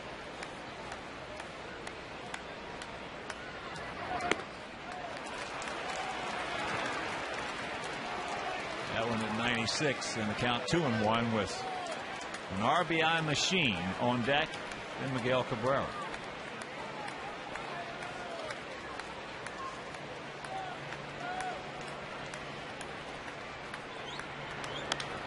Has popped up right side. Conce's got the play. 2 down. Well, that's a huge out. Ahead of one of the league's best run producers. No advance. He throws a fastball just about as hard as he can throw it. It's right down the middle. It's just a little too much heat for Rayburn, who pops it straight up. So the bases remain loaded, but now there are 2 outs. And with Cabrera to plate, and this is the kind of pitcher right here that Cabrera, for the most part, has good success against. Hard, hard, hard. And he's having trouble getting the breaking ball over. Cabrera just turned 28 years old. He's got over 800 RBIs already, so he knows what he's doing up there at the plate. And he also knows when he looks out from the on-deck circle what a pitcher is getting over the plate. Well, you don't have 800 RBIs unless you do. It's true. And that's low and away. Brennan Bosch on deck.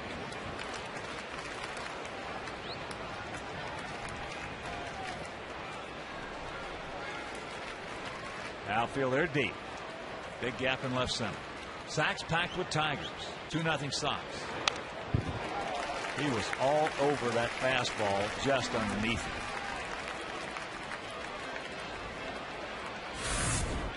Mercer. Fortunately, that fastball was on the outer part of the plate. Well, he had it barreled up. He just underneath it.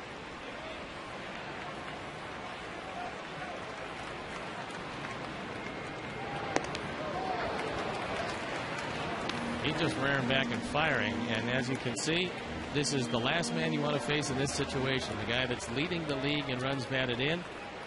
Guerrero having a renaissance here in second with Longoria, Cano, and surprisingly, Bautista from Toronto. 2 out and a 2-1 pitch. That one at 97. That one was pretty hittable, but maybe a little late movement. Almost got it by Cabrera. He fouled it off, and it evens the count. Now you've got a 2-2 count. So the best right-handed hitter in the American League in this situation. Let's see what AJ wants to go with.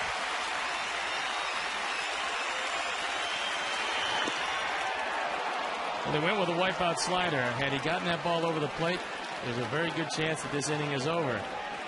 But he missed with it. And AJ now going out.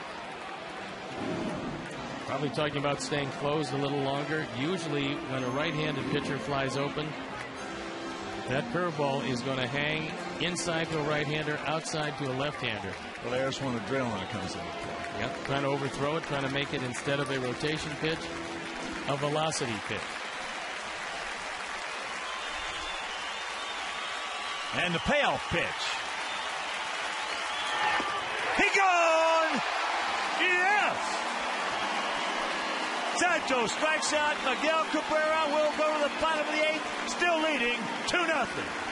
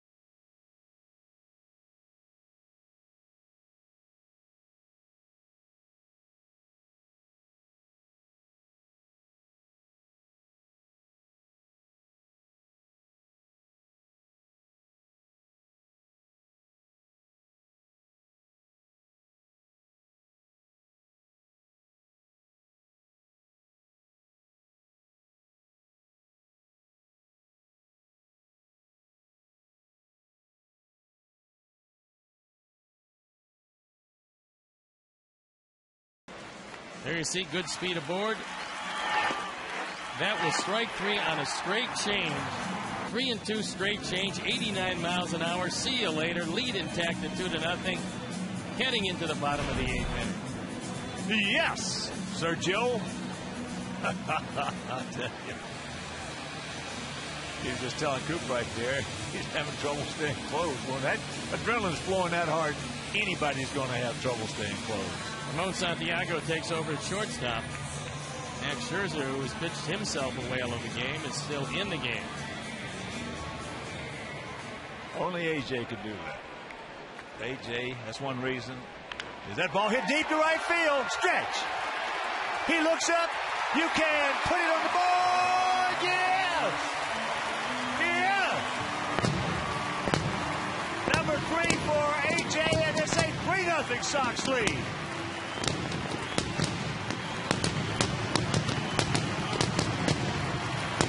RBI number 15, and 2 home runs and a couple of bunts have provided a 3-run lead.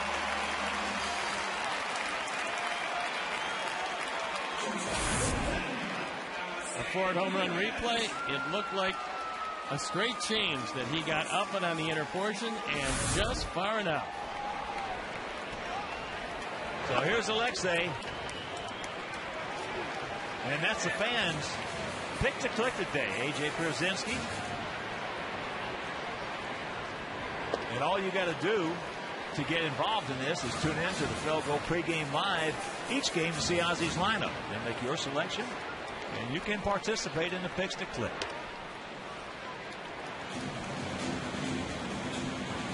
And of course, the 2 home runs today by Vizquel and AJ.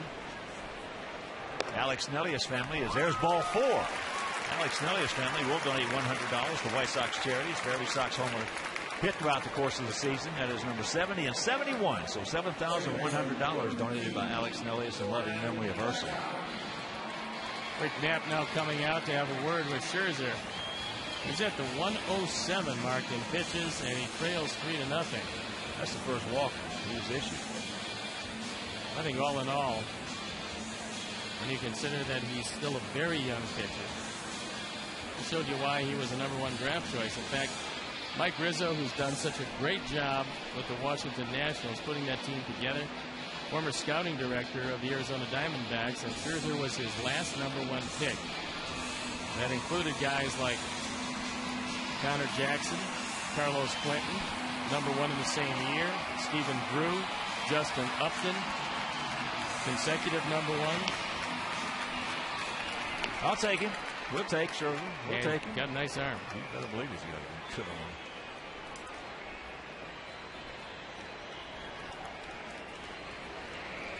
Good lead by Alexei.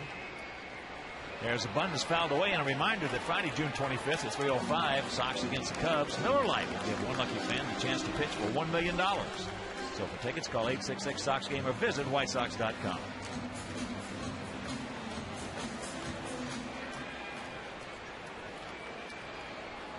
Gordon 1 for 2, a double leading off the 6th. Then he came around to score on the squeeze by Vizquel.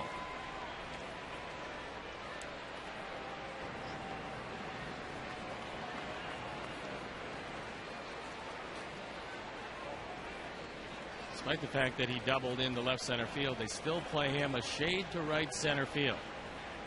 It's probably a remnant left over from last year when he was doubling up the gap in right center all year. There's a bunt. That'll get the job done. Sacrifice 5-4. Good bunt by Gordon.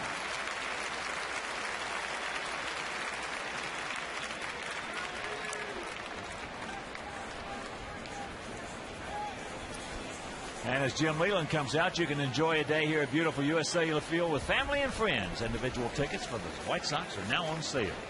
Tickets call www.whitesox.com or 866-SOX-GAME. Scherzer will depart, and we'll be back.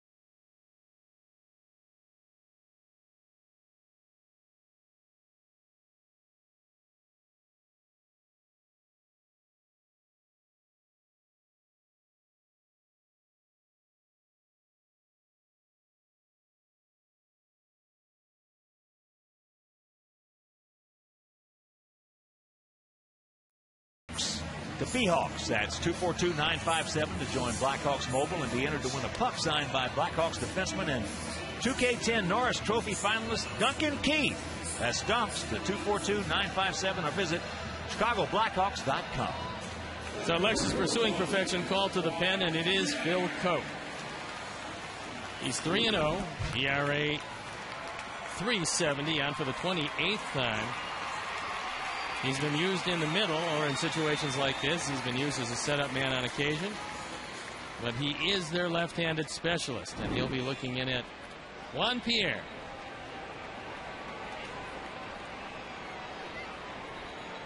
Juan is 0 for 2 with a sacrifice bunt.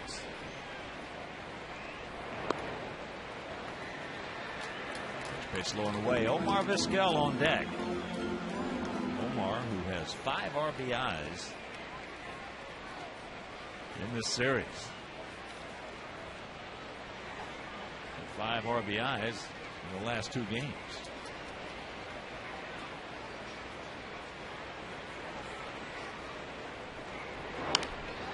And another souvenir off the bat of Juan Pierre. And Alexei was bluffing as if he was going to go, and with an unobstructed throw to third base and a catcher with a quick release, especially a guy who's already thrown you out once today, you better make sure you can make it if you decide to go.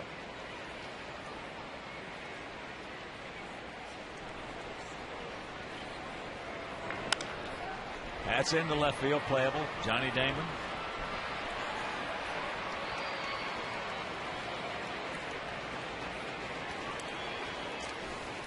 And 70s night.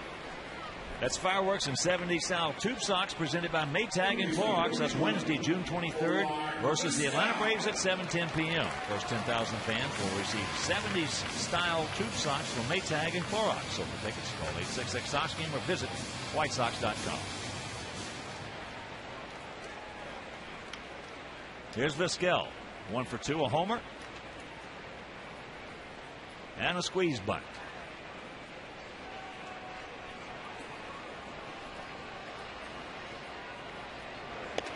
Checks it up and takes ball 1. It was a good straight change. It's just off the corner. Very productive day for Vizquel. Played his usual terrific third base.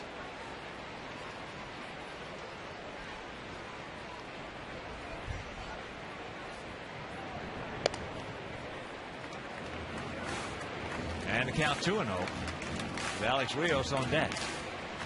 For the Tigers in their half of the ninth, will be Bosch, Guillen, and Inge.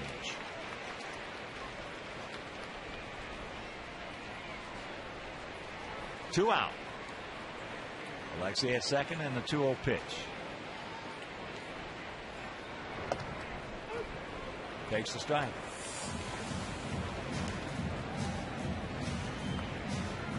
Johnny Danks, if you're just tuning in, was just awesome. 7 innings, 1 hit.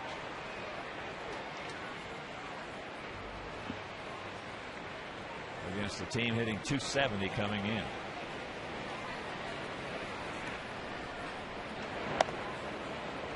He did not go.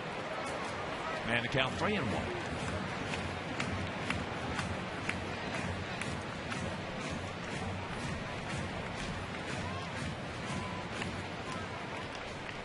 Cincinnati came back and defeated the Giants 7-6 at the Great American Ballpark. They were down 6-4 in that game and fought their way back. Milwaukee leading the Cubs 3-2 top of the 6th at Miller Park, and there's ball 4.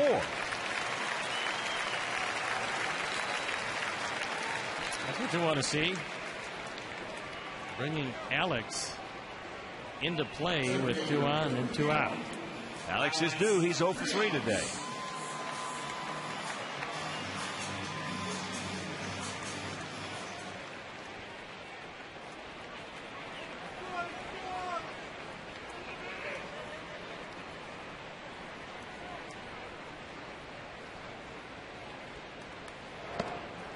Strike on the outside corner.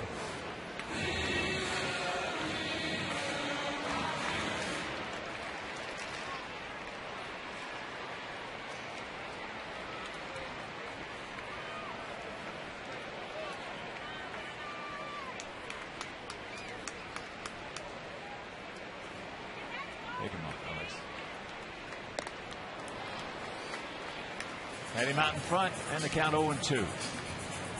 Konerko on deck.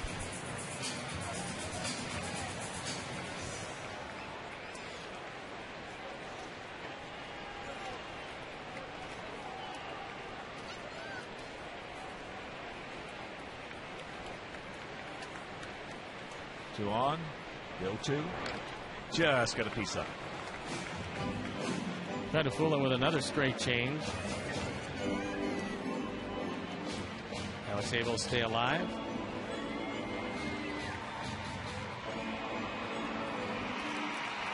Outfield, they are straight up and spread out and equidistant.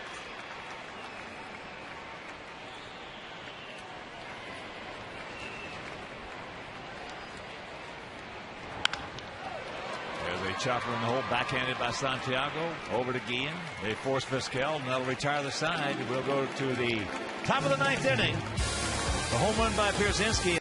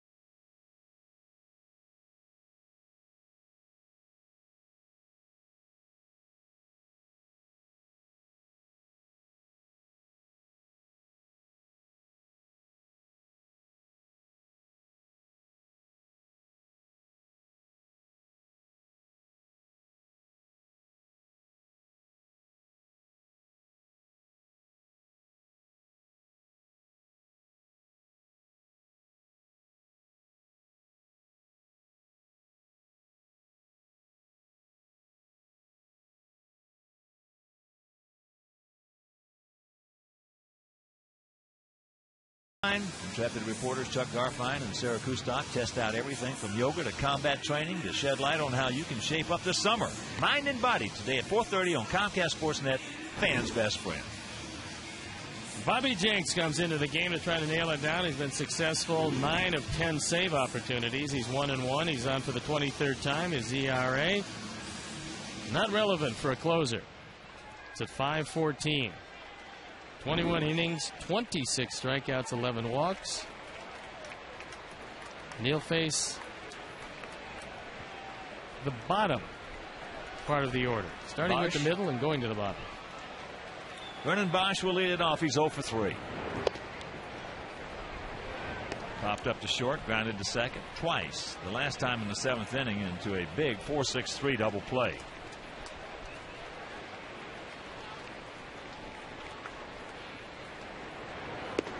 There's a strike, and the count evens at 1. 3 runs, 5 hits, no errors for our guys. No runs, 2 hits, no errors for their guys.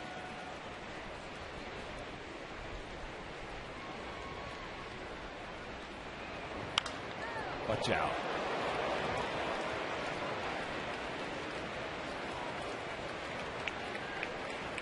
One and 2 the count for the 25-year-old rookie. Came into this game hitting 348, now down to 341.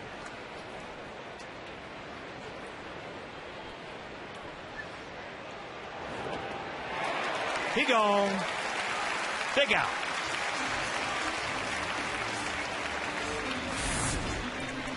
Bobby is starting to get that breaking ball in perfect spots when he's ahead of the hitter. AJ able to go down and block it. And a big first out.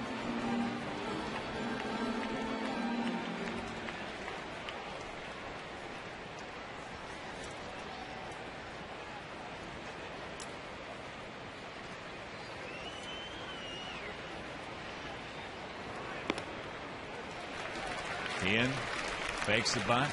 Omar way back at third takes the strike. Ian has one of the 2 Tiger hits. Only hit that Danks gave up. A little chopper. Bobby. 2 down. Sox trying to win 2 in a row for the first time in a long time. And take the series 2-1.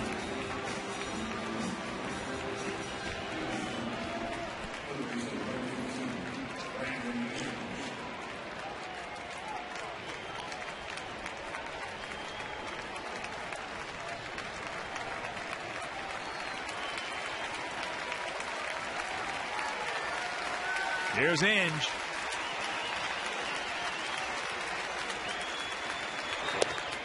Takes it low and away.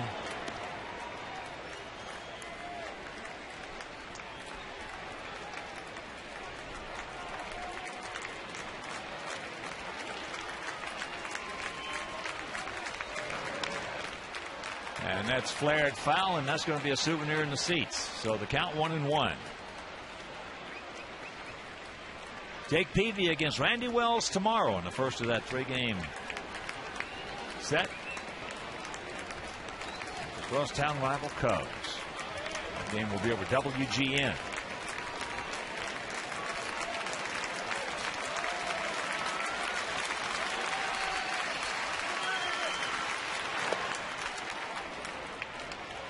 And prorated White Sox season ticket plans on sale right now. Full season, weekday, and weekend plans offer best seat locations at the lowest prices with the most benefits. Call 312-674-1000 and visit whitesox.com.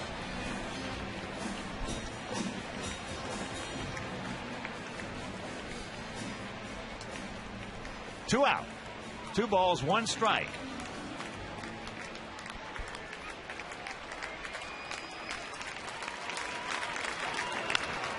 Ground ball in the hole.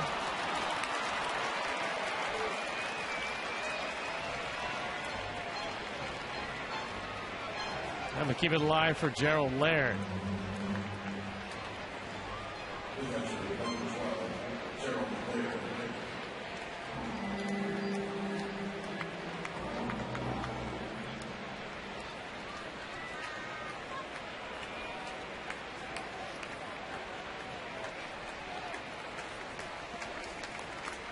Laird started off last inning with a single in the right center. Tries to bunt it. And that's going foul.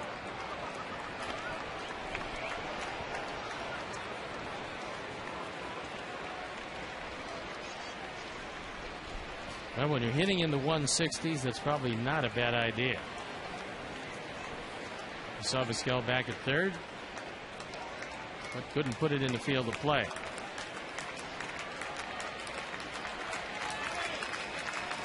Katse not holding in, John. He's getting a big lead. There he goes. And there's a chopper.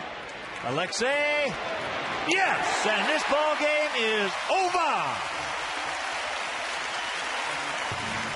So for the 5th time this year, the Tigers have been shut out as Johnny Danks, Sergio Santos, and Bobby Jinks have shut them out on just 3 hits. Sox take the series 2-1, but Stone Pony, Johnny Danks. Well, good starting the entire series. None better than John Danks today, going 7 innings, giving up just 1 hit, no runs. He walked 4, he fanned 4, but he was in control from the first inning on. Tigers didn't have much of a shot. He was getting a straight change over the cutter. And for John Danks, after the last 2 starts, this was a brilliant one. And right now, let's check out our GMC player of the game. It is the 25-year-old southpaw Johnny Danks, picking up his 5th victory of the season, 36th of his career, And he now evens his mark up with the Tigers in his career at 3-3. So Johnny Danks, our GMC player of the game.